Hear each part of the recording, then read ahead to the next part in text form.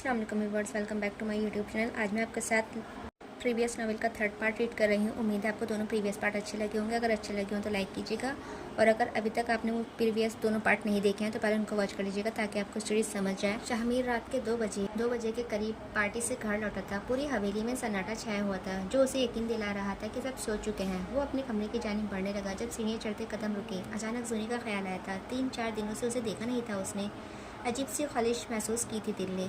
एक बार देख लेता हूँ, शायद जाग रही हो। वो ये सोच वापस अपनी पहली चढ़ी सीढ़ी से उतरा था।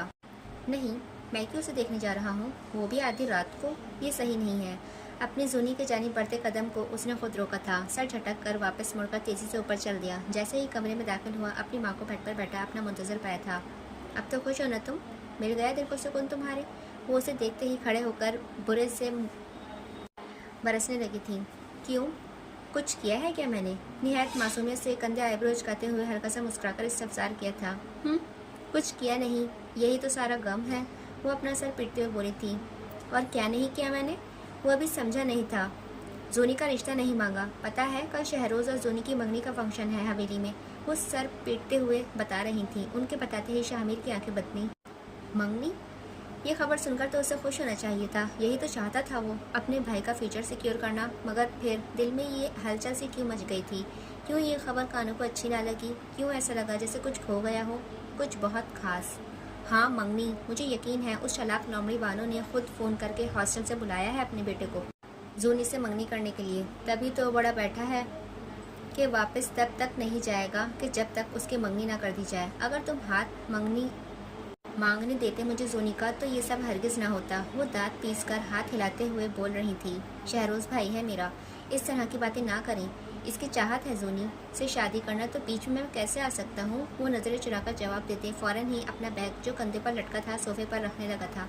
वो खुद भी अच्छे से जानता था उसके अल्फाज किस कदर खोखले हैं। चाहत?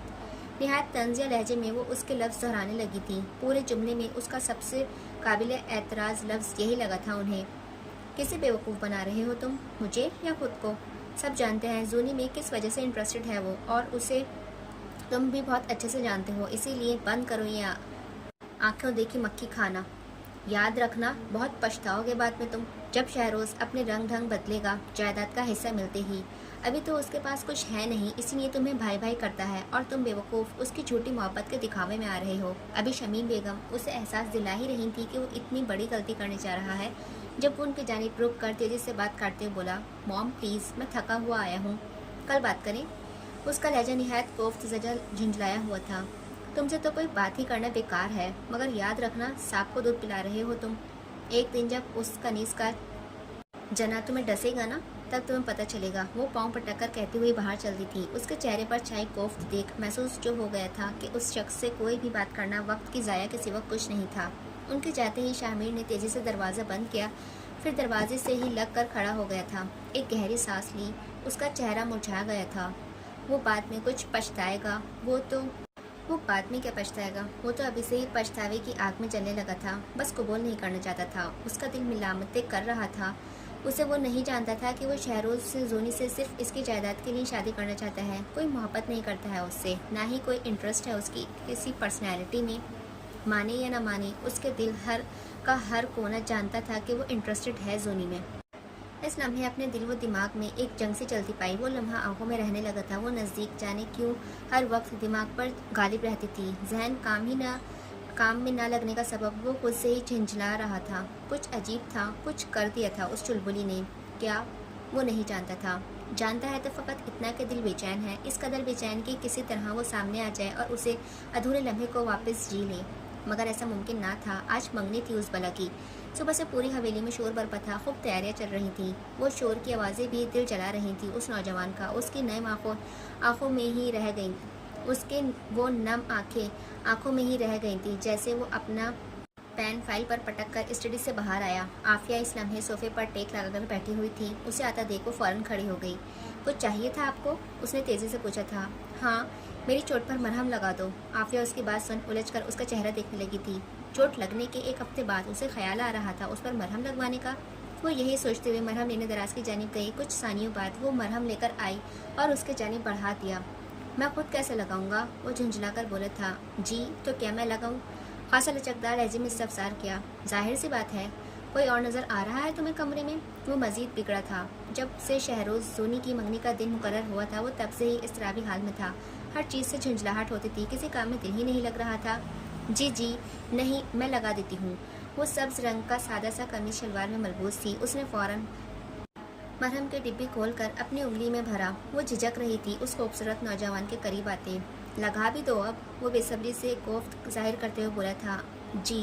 वो सोफे पर बैठा हुआ था, चांद सा चमकता चेहरा बुलंद किया। वो नाजुक सी लड़की उसके चेहरे पर झुककर एक हफ्ता पुरानी चोट पर मरहम लगाने लगी थी। आफिया बेसाख्ता ही उसके सफ़ेद रंगत पर अपना सनोला हाथ देखने लगी, जबकि मुकाबिल उसकी नज़दीकी महसूस करने की कोशिश में लगा हुआ था। उसे आफिया के खुद को छूने से कुछ भी महसूस नहीं हो रहा था, लेकिन उसकी जगह जूनी होती इस वक्त तो यकीनन दिल उसके नज़दीकी पर बाहर निकल आने को होता। खुदा कुछ लोगों को जैसे सब कुछ ही दे देता है, खूबसूरती, रंग, दौलत, ऐशो इशरत की ज़िंदगी, वो हमें भी तो दे सकता था।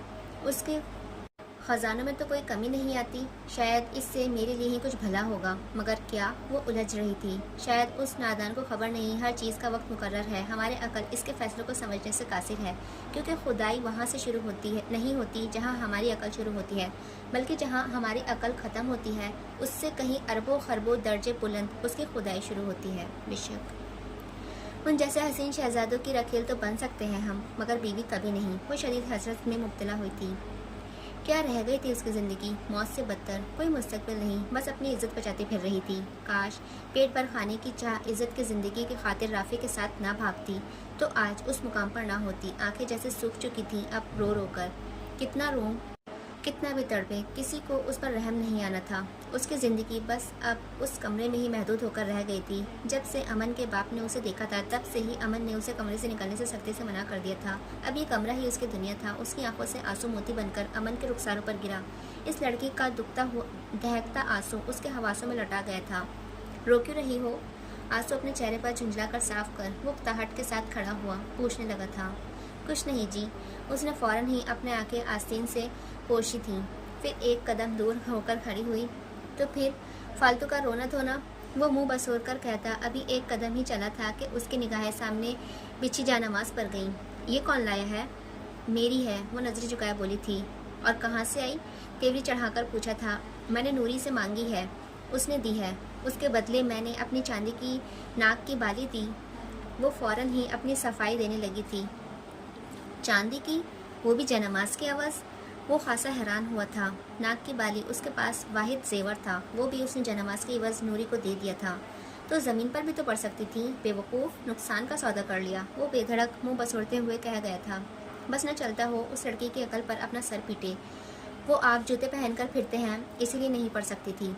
नमाज के लिए जगह साफ़ व पाक चाहिए होती है, फिर नुकसान का सौदा कैसे? एक बाली से कौन सा मैं दुनिया इसके कोई महल खरीद लेती, जबकि नमाज पढ़कर महलों के मालिक को राज़ी करके जन्नत ले सकती हूँ।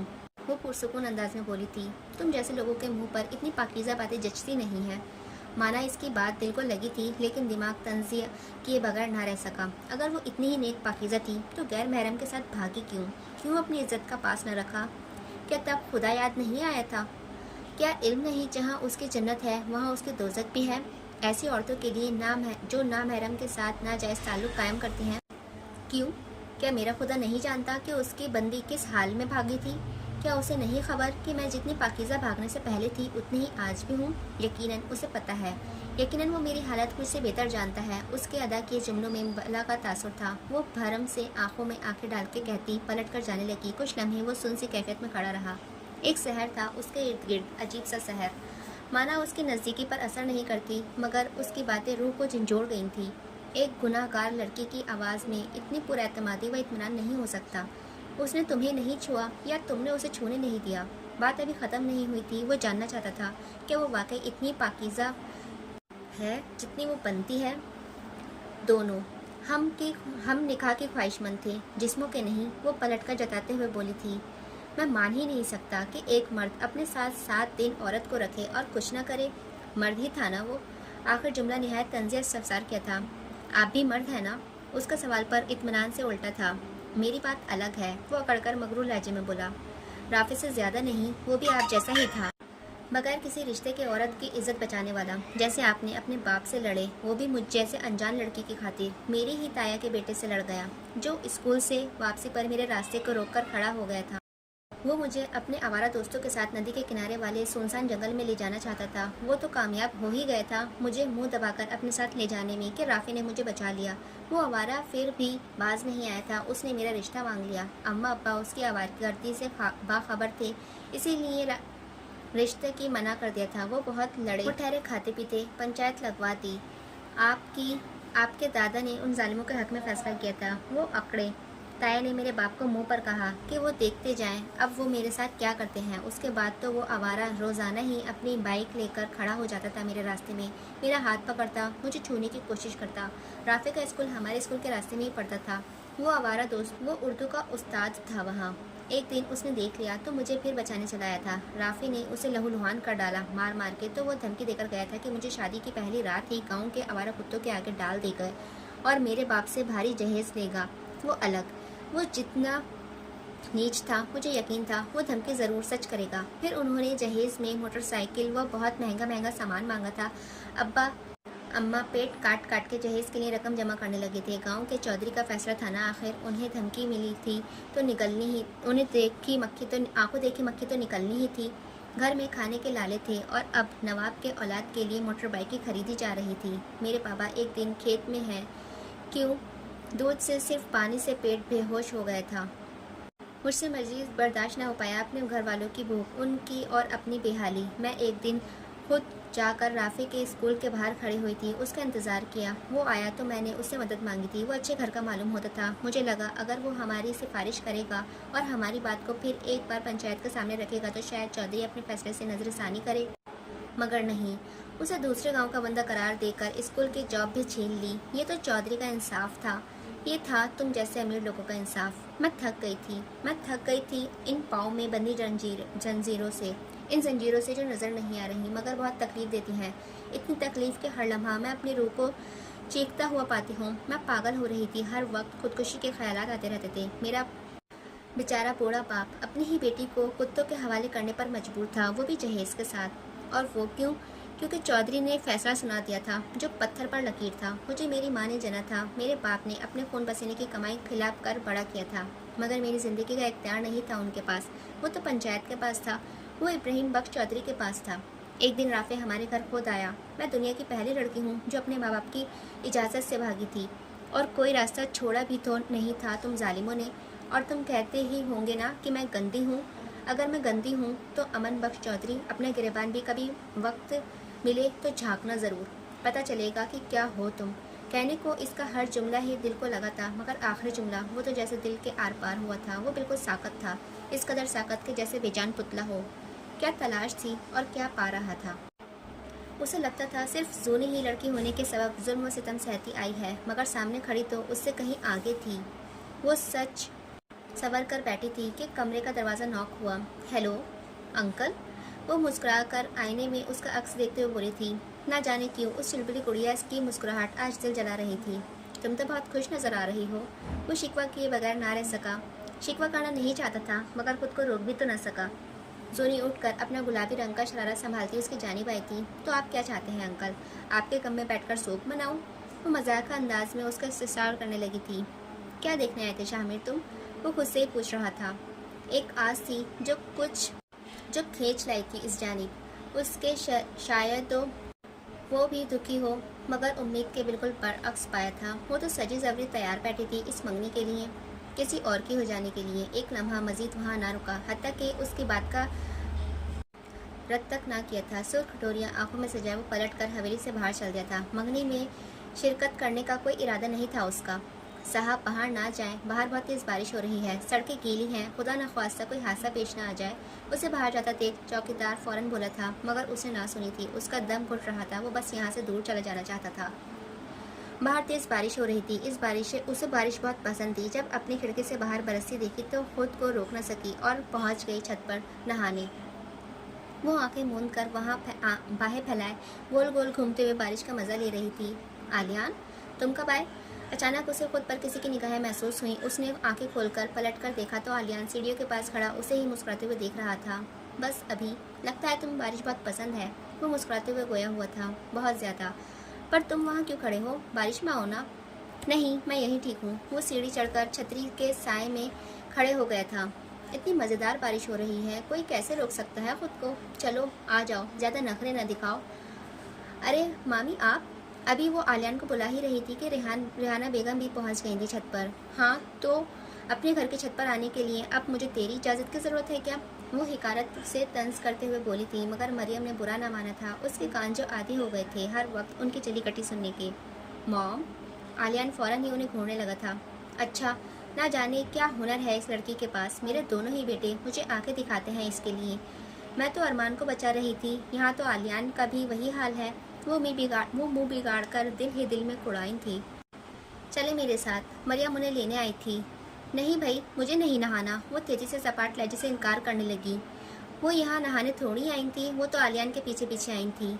चलो आलियान तुम चलो। मरियम ने उसे खींचा था तो वो मुस्कुराते हुए अपनी छतरी अपनी माँ को पकड़ाकर चल दिया था, जैसे बस उसी के हाथ पकड़कर बुलाने का इंतजार में खड़ा हो। वो बारिश में जाकर खड़ा हुआ तो चंद मिनटों में ही पूरा भीग चुका था। मरियम अपनी ही धुन में मगन नहा रही थी। रेहाना बेगम दूर खड़ी उन दोनों पर नजरें रखने का काम कर रही थी। रेहाना? अचानक नीचे से नूरा साहब की आवाज़ आई थी। आ रही हूँ। एक तो इस आदमी ने सुकून नहीं लेने देना होता है। वो मुंह बसोड़ती वापस नीचे चली गई थी। आलियान मरियम को बारिश में मदमस्त होकर नहाते देखने लगा। वो बहुत खूबसूरत लग रही थी, खास तौर पर उसके चेहरे पर आई हुई मुस्कान। इतनी खूबसूरत लड़की उसे पसंद करती है, ये सोच वो ब्लश करने लगा। उसके खूबसूरत सरापे से निगाह नहीं हट रही थी। वो मुस्कुराते हुए उससे टिकटिकी बांधे देखने चला जा रहा था। एक नया एहसास जन्म ले चुका था उसके दिल में। बड़ी बीबी जी बुला रही हैं अमन बाबा आपको। मंगनी का प्रोग्राम शुरू हो गया है। एक मुलाजमा आकर दरवाज़ा नॉक करने लगी थी। अमन तो जलकर पूरे कमरे में अंधेरा कर बेड पर लेट गया था। सोया था या नहीं वो आफिया नहीं जानती थी। आफिया को अजीब लगा था उसका ये रवैया आज। वो कब से 7 बजे से ही सोने लगा। वो तो सो गए हैं। अच्छा तो फिर तू आ जा। पता है दावत ख़त्म होने के बाद बचा हुआ खाना मिल जाएगा। बड़े मज़े मज़े के पकवान बने हैं आज। और तो और बड़ी बीबी जी सदका खैरात भी मुलाजमीन में बांटेंगी। आजा। वो मुलाजमा उसे दावत देकर चली गई थी। आफिया ने सोचा थोड़ी देर की तो बात है, वो खाना लेकर आएगी और कुछ पैसे भी। हवेली में कोई भी मुफ्त में काम नहीं करता, सबको पैसे खिलाने पड़ते हैं, चाहे नूरी हो, दरक्षा हो या नीलम। वो आस्तिकी से अंदर आई थी, अपना हुलिया दुरुस्त करने के लिए लाइट ऑन की, फिर आईने के सामने खड़ी होकर अपनी चोटी खोलने लगी थी। क्या कर रही हो? अभी चोटी पूरी खुली भी ना थी कि जिसका डर था वो ही हुआ। अमन उठकर बेड पर तेवरिया चढ़ाकर उसे ही खा जाने वाली निगाहों से तकते हुए पूछ रहा था। वो मैं बाहर दावत में। अल्फाज खौफ के मारे साथ छोड़ गए थे। मुकाबिल के सुर्ख आंखें देख अपना सांस अटकता हुआ मालूम हुआ। जाना चाहती हो? उसे लगा वो गुस्सा करेगा जैसे हर बार करता है, मगर नहीं। वो तो तहम्मुल से आईब्रो झुकाकर पूछने लगा था। जी नहीं, बिल्कुल नहीं जी। वो समझ ही नहीं पाई हाँ करे या ना। जाओ, मगर सिर्फ 15 मिनट हैं तुम्हारे पास, फिर कमरे में वापस आ जाना खुद ही। वो सर्द मैरी से कहता वापस लेट गया था। तैयार हो जाओ, उसने ऐसे किसे पूछा। हो जाओ, करवट लेते हुए जवाब दिया था। आपके सामान से? इजाज़त मिलते ही उसका चेहरा खिल उठा था। वो फौरन ही बाल खोलकर सेट करने लगी थी। उसे नहीं खबर अमन के साइड टेबल पर लगे लैंप पर शीशे का काम हुआ था, जिसमें आफिया का बाल संवारने का अक्स वो साफ देख पा रहा था। उसके चेहरे पर बड़ी सी मुस्कान थी। वो बस खामोशी से उसे तैयार होता देखता रहा। सुनो। जब वो चोटी बनाकर और चेहरे पर हल्का सा टैल्कम पाउडर लगाकर बाहर जाने लगी तो फिर उठकर बैठा। जी। मेरा बाप नजर आ जाए तो काली बिल्ली गुमान करके वापस पलट आना, चाहे 1 सेकंड ही क्यों ना हुआ हो तुम्हें बाहर निकले, और दुपट्टा ओढ़कर जाओ। वो सख्ती से हुक्म सादर कर कर वापस लेट गया था। लाइट बंद करती जाना। आप जाग रहे हैं तो आप भी चली ना, मुलाजमा बुलाने आई थी आपको। वो लचकदार अंदाज में बोली थी। अमन का करीब होना उसे तहफ़्फ़ुज़ बख्शता था। वो होगा तो किसी की मजाल नहीं कि उसे देखे, हत्ता कि उसके बाप की भी नहीं। माना उस दिन वो थप्पड़ मार गए थे, मगर अमन के रुखसार पर आए निशान के सबब इब्राहिम बख्श ने उनके खौफ की लाश लगा दी थी, जिसके बाद अभी तक तो उन्होंने उसके कमरे का रुख नहीं किया था। लगता है तुम्हारा दिल नहीं है जाने का। वो तिरछी निगाहों से मौफहमाना अंदाज में बोला था। नहीं नहीं, मैं तो जा रही हूँ, तेजी से कहकर कमरे से निकली थी। बाहर निकली तो खूब शोर शराबा नाच गाना चल रहा था। सामने झूले पर एक खूबसूरत गुड़िया गुलाबी शरारे में मलबूस नजर आई। अभी तकरीब शुरू ही हुई थी, फिर उसकी निगाहें सीढ़ियों से उतरते खूबसूरत से नौजवान पर गईं। शहरोज सफ़ेद कुर्ता शलवार में मलबूस मुस्कुराता हुआ नजर आ रहा था। और शाहीन बेगम खूब उस पर पैसे उड़ा रही थी। वो यूं ही मुस्कुराते हुए अभी सीढ़ियों से उतर ही रहा था कि निगाहें सफ़र करते साइड में खड़ी लड़की पर गई थी। उसने कदम ठहर गए। एक लम्हे के लिए दिल को शिद्दत से उसे देखा। कुछ हुआ? क्या हुआ बेटा?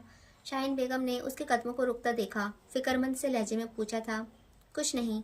वो नफ़ी में सर चटकता मुस्कुराया, लेकिन ना जाने क्यों आफिया को देखने के बाद दिल में खलिश महसूस हुई। उसकी निगाहें कितने ही दिनों से इस लड़की को ढूंढ रही थी, मगर वो तो जैसे गायब ही हो गई थी, और आज नजर आई भी तो कैसे मौके पर।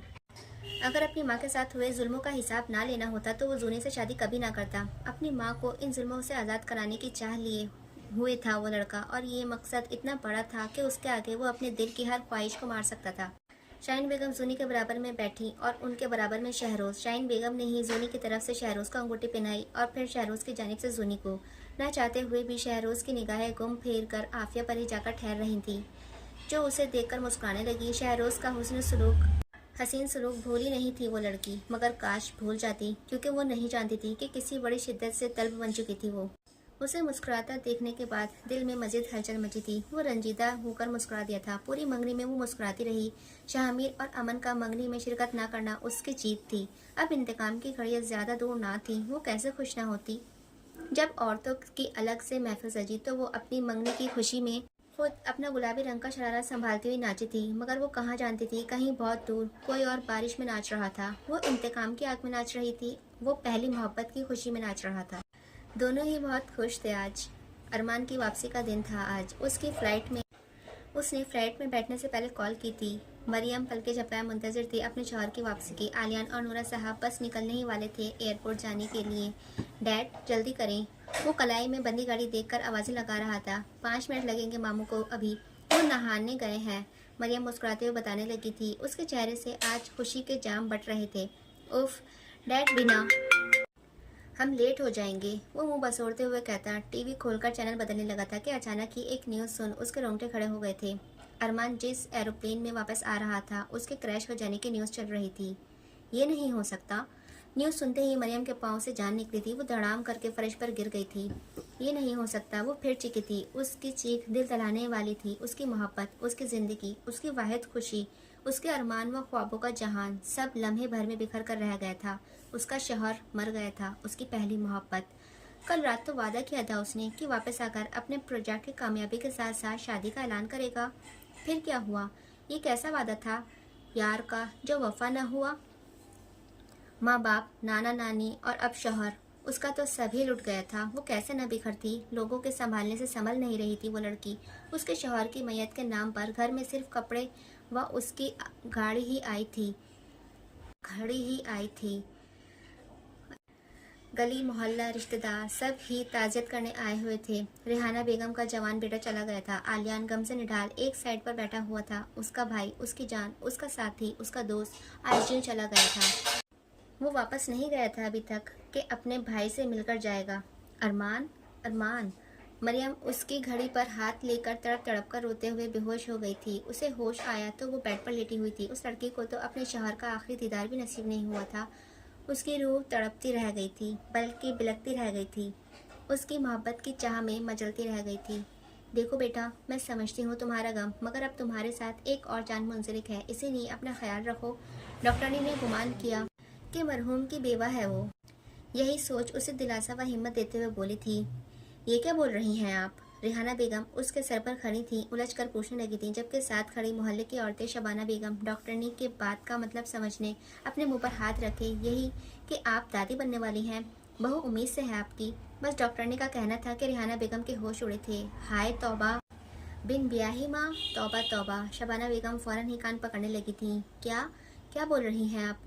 ये तो कुंवारी है। रेहाना बेगम बामुश्किल अपने हवासों पर काबू पाते हुए बोली थी। ओ मतलब। डॉक्टर ने उनकी बात सुनते ही कुछ लम्हों के लिए खामोश हो गई थी। चले, मैं दवाई लिख देती हूँ। रेहाना बेगम ने डॉक्टरनी की बात मफलूज जहन से सुनी थी। बाहर खानदान और रिश्तेदार समेत दोस्त अहबाब आए हुए थे। अगर उन्हें खबर हुई तो ये क्या इज्जत रह जाएगी उनके मुआशरे में। मामी, शबाना बेगम डॉक्टरनी को बाहर ले गई थी। उनके जाते ही मरियम उठकर बैठ गई। अब अरमान से अपना निकाह छुपाने का मतलब अपनी औलाद को गाली बनाना था। वो तो चला गया, मगर अपनी निशानी छोड़ गया था उसके पास। ऐसी निशानी जिसके साथ वो बाखुशी अपनी ज़िंदगी गुजार सकती थी, उसकी औलाद, उसके अरमान की औलाद। ये एहसास ही उसे जीने की उमंग देने लगा था। उसने सोचा रेहाना बेगम को सब कुछ बता दे, माना वो बहुत बुरी है मगर अपने मरहूम बेटे की औलाद से मुंह तो नहीं मोड़ सकती था। आखिर को इस बच्चे के उनके खून का रिश्ता था। चुप, एकदम चुप। मेहमानों से घर भरा हुआ है, मैं नहीं चाहती कि उनके कानों तक तेरी आवारगी के अफसाने पहुंचे, समझी? वो अपना सर पकड़कर दबे दबे गुस्से में बोली थी। वो खामोश कैसे हो सकती थी? मामी मेरी बात तो सुने, ये बच्चा बच्चा अरमान का है। हमने छुपकर निकाह कर रखा था। अभी वो तेजी से बेड से उतरकर नीचे सच्ची बता ही रही थी कि एक जोरदार तमाचा रेहाना बेगम ने उसके चेहरे पर रसीद कर दिया था। बेहया कहीं की, मेरे मरहूम बेटे पर अपने गुनाहों का बोझ डालते तुझे शर्म नहीं आ रही? ये ना आखिर तूने कोमल की बेटी बेशरम है ना, आखिर तो कोमल की बेटी बेशरम आवारा। वो चीखी थी। उनके चीखने की आवाज़ सुन शबाना फौरन भागी भागी अंदर आई थी। घर की बात घर में दफन कर लो रेहाना, यूँ चीखोगी तो अपनी ही इज्जत मुआशरे में गिरवा दोगी। उस बेशरम ने जो चांद चढ़ाना था चढ़ा लिया, अब तुम ही अकल से काम लो। शबाना बेगम ने अजलस से आकर रेहाना को मरियम से दूर किया था। इससे कबल कि वो दोबारा उसे मारती, रेहाना बेगम का बस नहीं चल रहा था कि उस बेहया लड़की को जान से मार दी जो उनके मरहूम बेटे पर अपना गुनाह थोप रही थी। अम्मी, क्या हुआ है? आलिया नवाज़ें सुनकर फिक्रमंद होकर चला आया था। क्या हुआ है? हम लुट गए हैं। इस आवारा बदकिरदार लड़की ने हमें कहीं मुंह दिखाने का नहीं छोड़ा है। रेहाना बेगम अपना सर पीटते हुए जोर जोर से रोते हुए बोली थी। मामी, ये क्या बोली जा रही हैं आप? मैंने बताया ना आपको, ये अरमान का बच्चा है। आप मेरा यकीन क्यों नहीं करती? मरियम रोते हुए बेबसी के इंतहा को छूते गोया हुई थी। उससे तो उसकी बात सुन आलियान पत्थर का बना था। चुप, चुप कर जा। अगर एक लफ्ज और बोली तो जबान खींच लूंगी तेरी गुद्दी से। ना जाने किसका गुनाह मेरे मरहूम बेटे पर डाल रही है। वो चीखी थी। आलियान को लगा वो गिर जाएगा। उसने पास वाली दीवार पर हाथ रखा। यकीन नहीं आ रहा था अपने कानों पर उसे। वो लड़की उसकी पहली मासूम मोहब्बत थी। भाई का गम कम था क्या जो उसने भी इतना बड़ा रंज पहुंचा दिया? वो कैसे बर्दाश्त करे? आलियान, रोको अपनी माँ को। अरे थू थू हो जाएगी सब जगह तुम लोगों की। रेहाना बेगम का बस नहीं चल रहा था कि मुंह नोचने मरियम का। वो तो शबाना बेगम बीच में ढाल बनकर मरियम को बचा रही थी। उन्होंने आलियान को देखा तो तेजी से बोली। वो बुरी तरह टूटा था। लगा जैसे नन्हे से दिल के टुकड़े टुकड़े कर डाले हों इस जालिम लड़की ने। क्या सोचा था उसके बारे में और वो क्या निकली? वो उसके मरहूम भाई पर इल्ज़ाम लगा रही थी, वो भी किस कदर पुरएतमादी से। आलियान, रोको। रेहाना बेगम अपने गम व गुस्से में पागलों की तरह चीखते हुए शबाना को धक्का देकर मरियम पर टूट पड़ी थी। वो बेधड़क मारे चली जा रही थी, या तक देखने की जहमत नहीं कर रही थी कि लग कहाँ रही है। वो बेचारी खुद को बचाती दीवार से जा लगी थी। मॉम, मॉम संभाले खुद को। शबाना बेगम से तो वो जुनूनी औरत काबू में नहीं आ रही थी, इसीलिए आलियान उसे बचाने के लिए तेजी से आया था। उसने अपनी माँ को पीछे से जकड़ लिया। तुम यहाँ से जाओ मरियम, वो सुर्ख आंखों लिए भरी आवाज़ में बोला था। मैं सच कह रही हूँ आलियान, तुम तो कम अज़ कम मेरा यकीन करो, ये तुम्हारे भाई की औलाद है। हमने छुपकर निकाह कर लिया था। मरियम के गाल सुर्ख पड़ रहे थे। रेहाना बेगम के हाथों से चूड़ियाँ उसने के चेहरों पर व जिस्म पर जगह जगह कट लगा गई थी, मगर वो लड़की फिर भी चुप न हुई थी। उसने आलियान को पूरी उम्मीद निगाहों से देखा था। उसे यकीन था आलियान समझेगा उसे, यकीन करेगा उसकी बात पर। अभी जाओ यहाँ से। आलियान ने होठ को एक दूसरे में सख्ती से भींचते हुए बिखरते जज्बात पर जबर करते सख्ती से कहा था। मगर मैंने कहा जाओ। इस बार वो चिंगाड़ा था। मरियम को शबाना बेगम दूसरे कमरे में ले गई थी। क्यों क्यों क्यों मरियम, क्यों? मेहमान व रिश्तेदारों के सामने अपने अंदर उठते तूफान को जबर करके रोके रखे। जब सब चले गए तो अपनी माँ को उनके कमरे में नींद की दवाई देकर सुलाकर आया था तो उसके कमरे के रास्ते में ही मरियम का कमरा था। इस कमरे के दरवाजे के नीचे से रोशनी आती दिखाई दे रही थी। वो चुपचाप अपने कमरे की जानिब आया। बढ़ते कदम से कमरे में दाखिल होकर दरवाज़ा बंद किया और बस दरवाज़ा बंद करना था कि जो तूफान कैद किए हुए था वो चीखों के जरिए बाहर निकला था। वो बच्चों की तरह रो रहा था। दरवाजे से कमर लगाकर वहीं खड़े खड़े रोने लगा था और रोता ही चला गया था। एक तरफ जवान भाई की मौत का सदमा था तो दूसरी जानिब अपनी महबूबा की बदकिरदारी। उसका दिल मारे गमों के चूर चूर था। जब घर में मुकम्मल खामोशी छा गई तो रेहाना बेगम दबे पाँव कमरे से निकली थी। मैं ना कहती कि मत लगाएं इसे यूनिवर्सिटी, मगर आप और अरमान ना माने। देख लें अब अपनी भांजी के करतूत। क्या गुल खिलाया है इसने। हमारी इज्जत का जाने कहाँ कहाँ जनाजा निकाल कर आई है ये। रेहाना बेगम ने अदालत लगा ली थी जिस पर मरियम अपने मामू व आलियान के सामने मुजरिम बनी खड़ी थी। ऐसा कुछ नहीं है मामू जान, आप तो मेरा यकीन करें। अरमान ने निकाह किया था मुझसे। हमारा निकाह 1 साल पुराना है। ये कोई ये कोई गुनाह नहीं है, ये तो आपके बेटे की निशानी है। मरियम रोते हुए उनके हाथ थाम कर गोया हुई थी। बेबसी के इंतहा थी उस लड़की पर। वो रो रो कर एक एक को बता रही थी कि निकाह हुआ है, कोई गुनाह नहीं है। अगर निकाह हुआ है तो निकाह नामा भी होगा। कहाँ है वो? आलियान का दिल अभी भी मानने के लिए तैयार ना था कि वो झूठी बदकिरदार लड़की है। हर सांस दुआ वो थी कि वो सच्ची निकले, अपने भाई की औलाद बाखुशी पाल लेता वो। हाँ, निकाहनामा है, अरमान की अलमारी में है। मरियम का तो कल से दिमाग काम ही नहीं कर रहा था। उसके तो जहन में निकाहनामे का आया ही नहीं। मगर आलियान के पूछते ही आंखों में चमक उभर आई थी। वो फौरन ही निकाहनामा लेके अरमान के कमरे की जाने भागी थी। उसके पीछे पीछे बाकी सब भी पहुंचे थे। अरमान ने उसके सामने निकाहनामा अपने कपड़ों की अलमारी के सबसे नीचे हिस्से के लॉकर में रखा था। वो बताया भी था कि कभी ज़रूरत हो तो यहाँ से देख लेना। आज उसकी औलाद को गाली बनने से वो निकाहनामा ही बचा सकता था। बस वो रोते हुए तेजी से अलमारी से कपड़े फेंकने लगी। फिर लरसते हाथों से साथ लॉकर खोला था। मिला? वो ढूंढ रही थी मगर हड़बड़ाहट के सबब शायद नजर नहीं आ रहा था। हटो, मैं देखूं। आलिया ने उसे हटाया और खुद एक एक फाइल अच्छी तरह देखी मगर निकाहनामा ना मिला। तुम किसी की बातों में आ रहे हो आलियान? ये सिर्फ बेवकूफ़ बना रही है हम सबको। अपना गुनाह छुपाने के लिए मेरे मरहूम बेटे का सहारा ले रही है। रेहाना बेगम रोते हुए बिफर कर बोली थी। आलियान उनकी तर्क बातें सुनने के बावजूद निकाहनामा ढूंढना रोक नहीं रहा था। कहाँ जा सकता है? मैं सच कह रही हूँ, अरमान ने यही रखा था। वो रोते हुए बोली थी। तो कहाँ है? इस बार आलियान चीखा था उस नाजुक सिफत पर। उसके दिमाग की रगें तनी हुई थी। मरियम पूरी जान से काँप कर एक कदम पीछे हटी। मुझे नहीं पता, शायद कहीं और रख दिया हो। वो लरजते वजूद के साथ उठकर दराजों में ढूंढने लगी थी। निकाहनामा तो जैसे गायब ही हो गया था। पूरा कमरा छान मारा, वो ना मिला। बहुत हो गया, निकल तू मेरे बेटे के कमरे से। तेरा नापाक वजूद मैं बर्दाश्त नहीं कर सकती अपने बेटे के कमरे में। वो बहन मानता था तुझे और तू तो उसी के पीठ पर छुरा घोंप रही है, वो भी उसके इंतकाल के बाद। थोड़ी तो शर्म कर। रेहाना बेगम उसके बालों के जड़ों से पकड़कर खींचते हुए कमरे से बाहर निकल लाई थी। उसके बालों की जड़ें बुरी तरह झंझोड़ते वो नाजुक सिफत गुड़िया चीख रही थी तकलीफ की शिद्दत से। उसकी आंखों के मोती झरझर बह रहे थे। उस जालिम औरत ने जरा तरस न खाया उस लड़की पर, जबकि जानती थी उम्मीद से है वो। उसे लाकर लाउंज में फेंका। आलियान वहीं बैठकर रोने लगा था। वो बिखर चुका था। उसकी मासूम मोहब्बत, जिसने अभी सांसें लेना सीखा ही था, वो आज दम तोड़ गई थी। रिहाना बेगम का गुस्सा भी ठंडा नहीं हुआ था। वो मरियम के फर्श पर गिरे वजूद पर लाते मारने लगी। यकीनन इरादा बच्चा मार देने का था। तुम्हारा दिमाग खराब हो गया है क्या? इंसान है वो। नूरा साहब मजीद बर्दाश्त ना कर सके। तेजी से आकर उन्हें मरियम से दूर धक्का दिया था और मरियम को बेसुध जिस्म को उठाने लगे थे। उसने तो कभी ख्वाबों में भी नहीं सोचा था कि एक दिन ऐसा भी देखेगी जिंदगी में कि किरदार की धज्जियां उड़ा दी जाएंगी।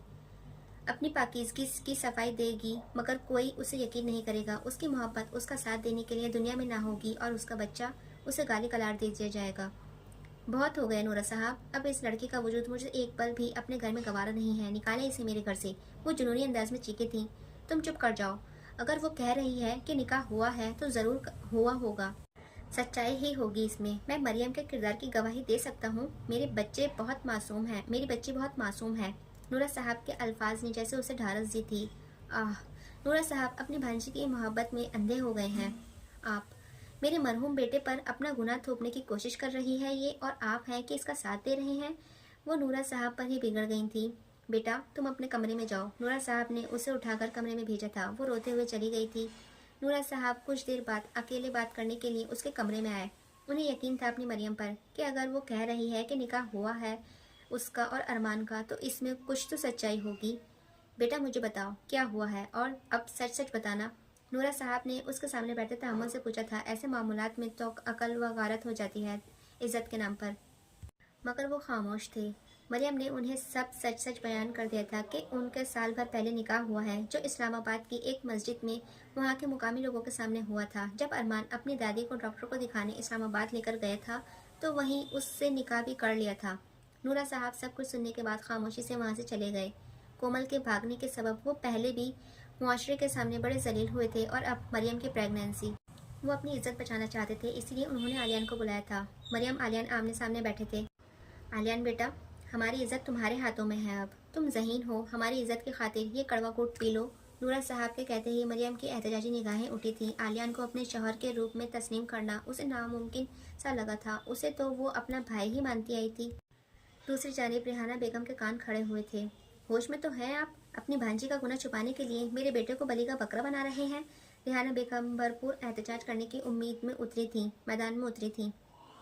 मॉम, मैं बच्चा नहीं हूँ, अकल है मुझ में, और डैड ठीक कह रहे हैं, अगर मैं अपने घर की इज्जत की हिफाजत नहीं करूँगा तो फिर कौन करेगा। वो गंभीर लहजे में बोला था तो रिहाना बेगम अपना सा मुँह लेकर चुप हो गई थी। मैं राज़ी हूँ, मगर सिर्फ एक शर्त पर। इससे कहीं कल ही मॉम के साथ जाकर ये गुनाह खुद से दूर करवा आए।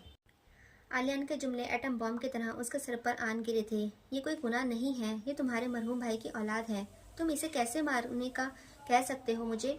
मरियम बिलक कर रोते हुए बोली थी, तेरी जबान खींच लूंगी मैं अगर एक बार और तूने मेरे मरहूम बेटे को इन सब में खींचा तो। रिहाना बेगम आंखों में अंगारे भरे वार्न करने लगी थी।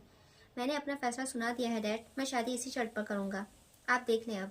आलियान गंभीर लहजे में अपना फैसला सुनाकर चल दिया था। नूरा साहब नजरें नहीं उठा पा रहे थे, बहुत शर्मसार थे वो, जिससे मरियम ने यह तासुर लिया कि वो भी बच्चे को गुनाह समझ रहे हैं। वो रोते हुए उठकर अपने कमरे में चली गई थी। अपना बच्चा गिरा दे, नहीं हरगिज नहीं। अपने शौहर की आखिरी निशानी खुद अपने हाथों से कैसे मार दे वो। अपने यूनी के बैग को खाली करके उसमें अपने 2 सूट और कुछ पैसे रख लिए जो उसे अरमान जेब खर्ची के लिए देकर गया था, और कुछ मामू ने दिए थे। पैसे ज़्यादा नहीं थे, मगर इतनी ज़रूर थे कि किसी वेलफेयर में जाकर रह सके। अपने अरमान के आखिरी निशानी को बचाने के लिए वो घर से भागने का इरादा कर चुकी थी।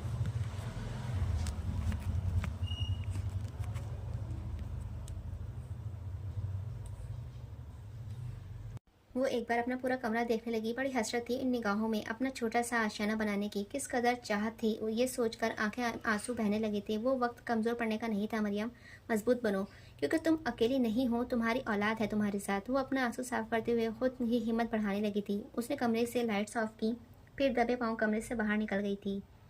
ओए शाहमीर, वो वजाहत से मालामाल नौजवान शॉप पर खड़ा पार्टी का सामान खरीद रहा था कि दूर से ही मुखालिफ टीम के मेंबर की उस पर नजरें पड़ी थीं। वो तीनों तेजी से उसके जानिब आए थे। हेलो, देखो तो ज़रा कौन मिल गया है हमें। हमजा ने शामिर की तवज्जो अपनी जानिब मजमूल की थी। क्या काम है, वो नरूठेपन से कहता उसकी जानिब मुतवज्जह हुआ था। ओए, ये तो एंग्री यंग मैन बना हुआ है, लगता है बच्ची छोड़कर भाग गई है इसकी। हमजा के साथ ही पीछे से आकर उसे मजाक उड़ाने लगे थे। कहने को वो उसे भी भौंक रहे थे, ऐसे ही भौंक रहे थे, मगर ना जाने क्यों आज उनका हट कसना वो बर्दाश्त ना कर सका था। वो पहले ही दिलजला था। दोपहर का मंजर उसकी आंखों में घूम गया था। माजी, वो टेबल पर बैठा सबके साथ नाश्ता कर रहा था कि उसकी निगाहें सामने मुस्कुराते हुए आती बिलोरी आंखों वाली चुलबुली गुड़िया पर गई थी। वो अक्सर उसके बराबर वाली चेयर पर बैठती थी आकर, इसीलिए शामिर ने हर किसी चेयर उसके लिए खिसका दी ताकि वो आराम से बैठ सके। मगर ये देख आग लगी सीने में कि बजाय वो उसके बराबर में बैठने के शहरोज के बराबर में बैठी थी। मंगेतर साथ नहीं बैठते हमारे यहाँ, अमन तेजी से बोला था। मगर मंगेतर होने से पहले हम कजिन्स हैं काले बिल्ले, और एक ही घर में रह रहकर बड़े हुए हैं, तो प्लीज़ अपनी ये दकियानूसी सोच अपनी मंगेतर के लिए रखो। वो खासा मुंह बिगाड़ कर जताते हुए बोली थी। अमन दांत किचकिचाने लगा था। उसका मुंह तोड़ जवाब सुन। सब बड़े खामोश थे, जिसके सबब अमन को भी मजबूरन खामोश होना पड़ा था।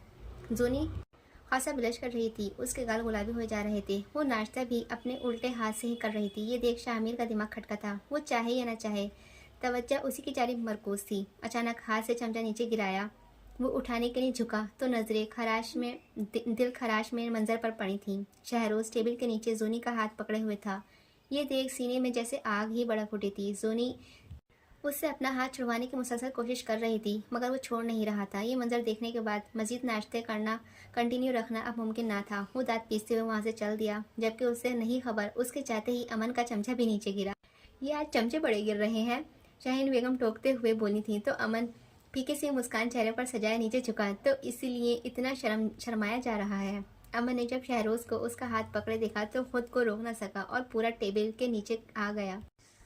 फिर ऊपर उठाया और अगले ही पल फोक टेबल पर अंदाज से हाथ मारकर काटा तेजी से गिराया था कि वो काटा शहरोज के पांव पर गिर गया।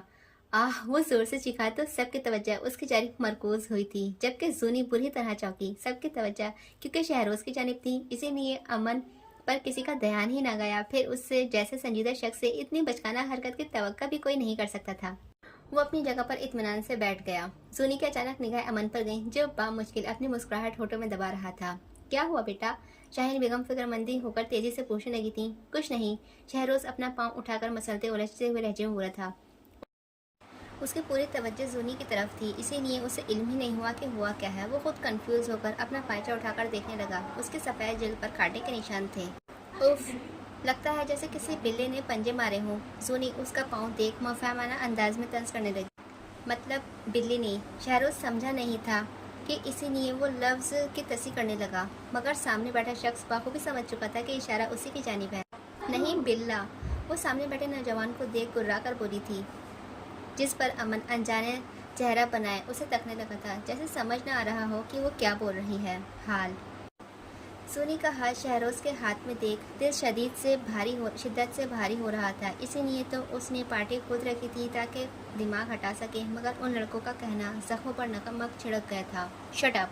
शामिर दबे दबे गुस्से में बोलने वाले की गर्दन को दबोचते हुए दहाड़ा था। उसकी आंखें देखकर वो लड़का वहशतज़दा हुआ। इतनी आग क्यों लगी हुई है? 2-3 मैच क्या जीत गया? तू तो अपने आप को कुछ ज़्यादा ही चैंपियन समझ रहा है। हमजा उस शेर का हाथ अपने दोस्त के गले से हटाते हुए मजीद आग में घी डालने का काम करने लगा था। कितना बेगैरत आदमी है तू, हर बार हार जाता है, फिर भी अपना ये झूठ भरम लेकर मेरे सामने आ जाता है। शामिर ने उसे लापरवाही से कहा था। शामिर के अंदर लावा पक रहा था। वो ऐसे लोगों को मुंह नहीं लगाया करता था, मगर आज वो जवाबी कार्रवाई करने लगा। तो खुले मैदान का शेर है बस, वरना दम है तो अभी इस वक्त सामने चलते हैं, रोड पर रेस लगाकर मुझे हरा कर दिखा, मैं मान जाऊंगा तुझे। हमजा बिफरे लहजे में उसे चैलेंज करने लगा। मैं रोड पर रेस नहीं लगाता, मेरे कुछ रूल्स हैं, वो तेज़ी से रद्द करते हुए बोला था। ये बोलना कि डर गया। हमजा फ़ौरन जिद करने लगा था। उसके दानस्तन तौर पर मिर्चें लगाई थी ताकि वो भड़के नहीं। बच्ची भाग गई है बेचारे की। वो पहले ही क्या कम तपा हुआ था कि हमजा के साथी इस ताज़े अंदाज में एक दूसरे को ताली मारते हुए उसे मज़ीद तपाने लगे थे। शामिर और डर गया। इस हसीन नौजवान ने यह जुमला निहायत मगरूर व महज़काना लहजे में दोबारा दोहराया था। तो आना फिर मैदान में, क्या बच्चों की तरह साइड में लड़ रहा है? हमजा ने उसे चैलेंज दिया था। चल ठीक है, आ जा, और अगर तू हारा तो तू और तेरे साथी पूरी यूनी के सामने मेरे जूतों पर अपनी नाक रगड़ोगे। हिम्मत है? हमजा ने जख्मी शेर को चीर दिया था। जो अब चिंगारते नज़र आ रहा था। वो दांत पीसते एक एक लफ्ज़ पर जमाव देकर धमकी आमेज़ लहजे में गोया हुआ था। मंजूर है। हमजा 1-2 सानियों के लिए सोच में पड़ा। उसे सोच में पड़ा देख शामिर इत्मीनान बख्श मुस्कुराहट रक्स हुई थी, जैसे देख ही हमजा जलकर चैलेंज के लिए आमादा हुआ था। मंजूर है। रेस शुरू हो चुकी थी। मुकाम तय कर लिया था। वहाँ हमजा के साथी झंडा पकड़े खड़े थे। जो पहले उस झंडे तक पहुँचेगा वही रेस जीतेगा। उसकी गाड़ी रोड पर हवाओं से बातें कर रही थी। 2-3 गाड़ियों को टेक ऑफ कर सिग्नल तोड़कर सामने रोड पर गाड़ी बिजली की रफ्तार से आगे कर ले गया था। हमजा बिल्कुल उसके बराबर गाड़ी ले आया था। उस हसीन नौजवान की गाड़ी फुल स्पीड थी। इस कदर स्पीड के बराबर से गुजरना तो गुमान हो कि बिजली गुजरी है। हमजा को उसने पीछे छोड़ दिया था। Come on baby. वो गाड़ी की स्पीड मज़ीद बढ़ाता बड़बड़ाया था। उसके चेहरे पर फातिहाना मुस्कुराहट बिखर आई थी। यकीनन रेस का विनर उसी ने बनना था। अभी वो दूसरे सिग्नल तोड़कर आगे बढ़ा ही था कि सामने अचानक एक लड़की आगे आ गई। गाड़ी इस कदर स्पीड में थी कि जब ब्रेक न लगा सका वो अगले ही पल वो लड़की उस गाड़ी से टकरा गई थी। वो हवा में उछलकर दूर रोड पर मुंह के बल जा गिरी थी। उसकी गाड़ी रुकी तो सांस थम कर रह गई थी। वो पीछे की जानिब मुड़कर देखने लगा। उसकी पेशानी पसीने से तरबतर थी। क्या करूं? उसके औसान खत्म हो गए थे। कुछ समझ ही नहीं आ रहा था कि क्या करे। कुछ सानियों के लिए वो अपना सर पकड़कर सुन सी कैफियत में बैठा रहा। ख्याल आया कि भाग जाए, किसी को कुछ पता नहीं चलेगा, मगर फिर उसने साइड मिरर से रोड पर पड़ी लड़की को देखा था। उसके जिस्म से खून बहने लगा। नहीं, वो मर जाएगी। अपने भागने के ख्याल को रद्द कर वो तेज़ी से गाड़ी से उतरा। उस लड़की के पास लोग जमा हो रहे थे, मगर कोई भी उसे उठाने के करीब नहीं आ रहा था। शामिर ने तेज़ी से आकर अपने लरजते हाथों से उसके बेसुध खून आलूद जिस्म को सीधा किया। मिस चश्मिश। अगले ही पल हमारे शौक के मुंह से निकला था। उसने कभी ख्वाबों में भी नहीं सोचा था कि वो लड़की मरियम निकलेगी। वो फ़ौरन ही उसे बाहों में भर कर खड़ा हुआ। लोगों ने उसे मदद की।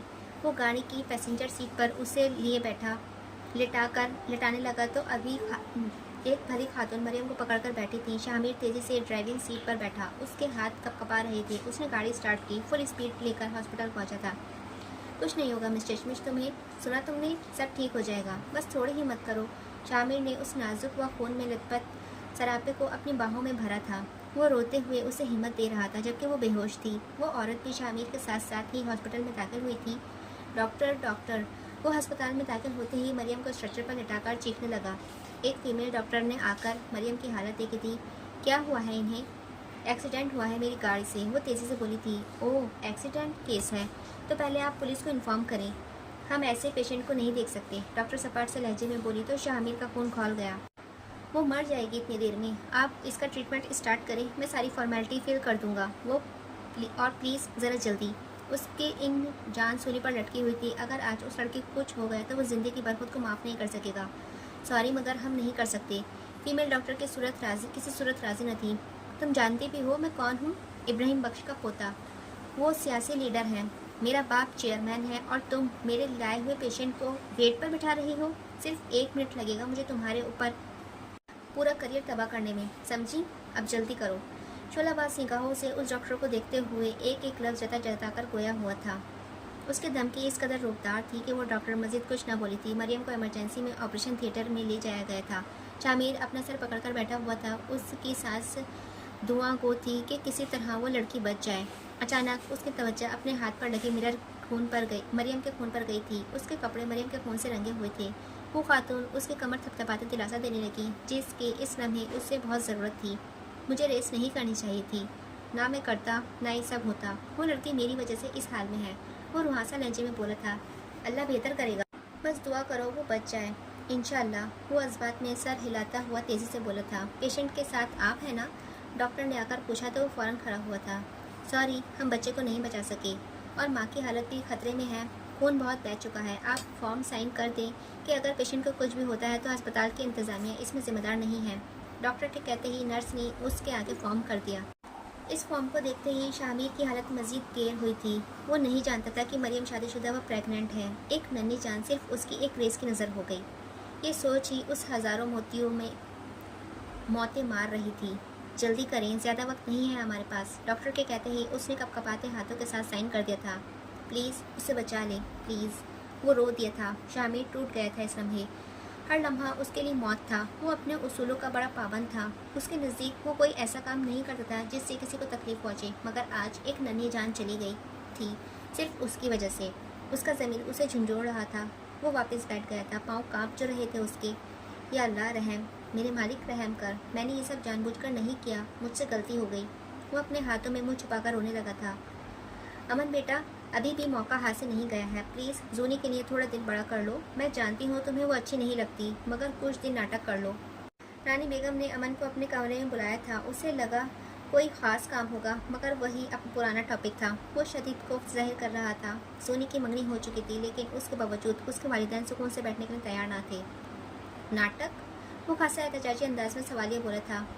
अब इतने बुरे दिन आ गए थे क्या उसके कि एक लड़की की जायदाद हासिल करने के लिए वो इतना गिर जाए, उसकी मोहब्बत का नाटक करे? हाँ, नाटक। लड़कियां बहुत जल्दी बहक जाती हैं, और तो वो तो है भी बागी किस्म की। एक बार तुम्हारी मोहब्बत में पड़ गई तो पूरे ख़ानदान से लड़का तुमसे शादी खुद करेगी। रानी बेगम बोली तो वो अपना सर पकड़ने लगा था। देखो, इससे शादी का मतलब हरगिज़ ये नहीं कि तुम उसकी पाबंद हो गए हो। एक बार उसकी जायदाद अपने नाम कर लो, फिर मैं तुम्हारी खुद दूसरी शादी धूमधाम से जिस लड़के से तुम बोलोगे उस लड़के से करवा दूंगी। दूसरी शादी कौन सा हमारे मर्दों पर हराम है जो तुम इतनी फिक्र कर रहे हो? रानी बेगम के जुमले सुनते ही बाहर खड़ी लड़की के चेहरे पर रंजीदा सी मुस्कान बिखरी थी। ठीक, तो आप मेरी दूसरी शादी करवाएंगी? जूनी उनके चेहरे के तासुरात देखने से कासिर थी, मगर अमन का जुमला सुन उसे महसूस हुआ वो राज़ी है। बिल्कुल, काश कोमल जिंदा होती तो मैं तुम्हें ये सब करने का हरगिज़ ना कहती। कौन कोमल? अमन की यादों में एक धुंधली सी तस्वीर थी। कोमल? तुम्हें याद नहीं? फ़हीम की पहली बीवी, उसकी बेटी मरियम से मंगनी हो चुकी थी तुम्हारी। मगर हमें क्या खबर थी कि फ़हीम कोमल के मरते ही मरियम को उसके ननिहाल में फेंक देगा। रानी बेगम ने बात सुनते ही जूनी का मारे हैरत के मुँह खोला था। फ़हीम बख्श पहले से शादीशुदा था। न सिर्फ शादीशुदा बल्कि एक बच्ची का बाप भी था। मरियम? वो ज़ेरे लब बड़बड़ाई मगर फिर मुस्कुरा दी। कम अज़ कम मरियम उससे कहीं ज़्यादा खुश नसीब थी। उसे इस हवेली में रहकर जुल्म व जबर नाइंसाफ़ी के अंधेरों से तो बर्दाश्त नहीं करने पड़े थे। मुझे तो कुछ याद नहीं, अमन गंभीर लहजे में अपनी याददाश्त पर जोर देते हुए बोला था। छोड़ो उसे, अभी सिर्फ जोनी पर ध्यान दो। उसे अपनी मोहब्बत के जाल में फंसाकर शादी कर लो उससे। एक बार जायदाद मिल जाए तो भले ही उसे कोने में फेंक देना उससे। उसका मकसद रही यही था। तुम ना भी करो तो शहरोज़ ही करने वाला है उसके साथ। तुम तो फिर तरस खा लोगे उस पर, मगर वो बानो का बेटा, वो आंखों में सूर का बाल लिए हुए है, वो नहीं खाएगा तरस। देख लेना, उसकी सारी जायदाद अपने नाम करके शहर में जाकर दूसरी शादी कर लेगा। उनके अल्फाज माना सुनने में बहुत कड़वे थे, मगर जूनी वाकिफ थी। सच यही है। शहरोज़ हो, अमन हो या शाहमीर, जूनी जानती थी कि इंटरेस्टेड सिर्फ उसके हिस्से की जायदाद में ही हैं। उन तीनों में से जो भी उससे शादी करेगा वो सिर्फ अपने नाम के दुल्हन बनाकर उसे हवेली के एक कोने में डाल देगा और ख़ुद जाकर दूसरी शादी कर लेगा। उसकी जगह कोई और होती तो अपना मुकद्दर मानकर खामोश बैठ जाती, मगर वो जूनी थी। एक कोने में पड़े रहने की स्टेटस को उसने कबूल ना किया और ना कभी करने वाली थी। ठीक, मैं समझ गया। दिल पर शदीद बोझ महसूस हुआ इस सितमगर का जवाब सुनकर, और मैं जल्दी समझ रही थी कि ये काला बिल्ला मुझसे मोहब्बत में पड़ गया है। उसका दिल किरची किरची होकर बिखरा था। मज़ीद उनकी बातें सुनने की ताकत ना थी उसमें, इसीलिए वहाँ से चल दी थी। नी, दूध देकर नहीं आई? नूरी ने उसके हाथ में दूध का गिलास देखा तो उलझकर पूछ उठी थी। खुद दे आ। वो दूध का गिलास उसे थमा कर वहाँ से चली गई थी। हैं, अब इन्हें क्या हुआ है? पहले तो अपने शौक़ में अमन बाबा का दूध लेकर गई थी। जूनी सुबह से मौका तलाश कर रही थी अमन से बात करने का, मगर मिल ही नहीं रहा था। उसने नूरी को दूध ले जाते देखा तो रोक लिया था और दूध का गिलास खुद लेकर अमन के पीछे गई। अमन अपने कमरे की जगह अपनी माँ के कमरे में गया तो वो भी पीछे हो ली थी, मगर क्या खबर थी कि टूटा हुआ दिल लेकर वापस लौटेगी। डॉक्टर, वो कैसी है? आप लोगों ने बचा लिया ना उसे? डॉक्टर के ऑपरेशन थिएटर से बाहर आते ही वो बेसब्री से पूछने लगा था। मुबारक हो, वो खतरे से बाहर हैं अब। उनका जवाब सुन जैसे जान में जान आ गई थी। आप उनके घर वालों को बुला लें, जब वो होश में आएंगी तो किसी करीबी के पास होना ज़रूरी है। उन्होंने अपना बच्चा खोया है इस एक्सीडेंट में। यकीनन इस सदमे से निकलने में उनके घर वाले ही मदद करेंगे उनकी। डॉक्टर की बात पर वो संजीदगी से सुनता रहा था, मगर वो मरियम के मुतालिक कुछ भी तो नहीं जानता था। फिर उसके घर वालों से कैसे रब्ता करे? उसने जैसे तैसे करके मरियम की फैमिली मेम्बर का नंबर जो उसने यूनी के फॉर्म में देखा था वो निकलवाया था। वो नंबर रेहाना बेगम का था। उसने कॉल की। हेलो, मैं शामिर बात कर रहा हूँ। कौन शामिर? दूसरी जानिब से जज कर पूछा गया था। मैं कौन हूँ ये इस वक्त ज़रूरी नहीं है, आप जल्दी से अस्पताल आ जाएं। मरियम का एक्सीडेंट हो गया है। उसका बच्चा भी अभी नहीं रहा है। आखिरी जुमला अदा करते वक्त उसकी ज़ुबान लड़खड़ा गई थी। Sorry, wrong number. पूरी बात सुनने के बाद उन्होंने रॉन्ग नंबर कहकर कॉल काट दी थी। शामिर ने 2-3 बार और कॉल की, मगर मोबाइल स्विच ऑफ आने लगा था। उसे कुछ समझ नहीं आ रहा था कि क्या करे। इसीलिए दानियाल व एनी को उसने कॉल करके सब कुछ बता दिया और उन्हें वहाँ आने को कहा था। वो दोनों हॉस्पिटल आ चुके थे। वो दोनों ही उससे दिलासे व हिम्मत देने लगे।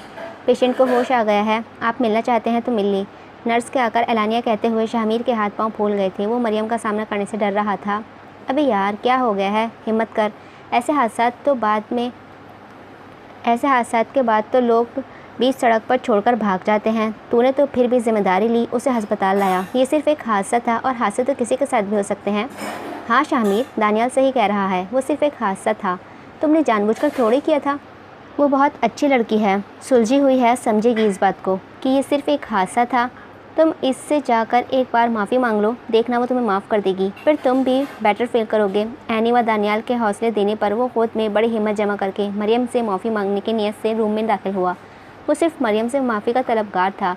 जब तक वो माफ़ नहीं करेगी उसकी बेचैन रूह को सुकून नहीं मिलेगा। उसका ज़मीर उसे मलामत करने नहीं छोड़ेगा। पूरी रात आंखों ही आंखों में कटी थी उसकी आंखें पूरी रात रोते रहने के सबब सुर्ख थीं, जिनमें नशीलापन उभर आया था। मरियम का सामना करना उसके लिए दुनिया का सबसे मुश्किल काम था इस वक्त। नर्स, मेरा बच्चा वो तो ठीक है ना? मरियम होश में आते ही फ़िक्रमंदी से पूछने लगी थी। अपने बच्चे के अलावा वो कुछ भी तो ना था उसके पास। अरमान की आखिरी निशानी बचाने के लिए ही तो वो घर से भागी थी। उससे अपनी फ़िक्र नहीं थी, फ़िक्र थी तो सिर्फ अपने बच्चे की। उसका चेहरा पीला पड़ चुका था, शदीद खून बह जाने के सबब। होठों पर सफ़ेदी छाई नज़र आ रही थी। देखने से लगता था जाने कब से बीमार है। आपका एक्सीडेंट हुआ था, पता है ना आपको? हाँ पता है, मगर मेरा बच्चा तो ठीक है ना? वो तेज़ी से उठकर बैठने की कोशिश करते हुए पूछने लगी थी। उसे नहीं बचा सके हम।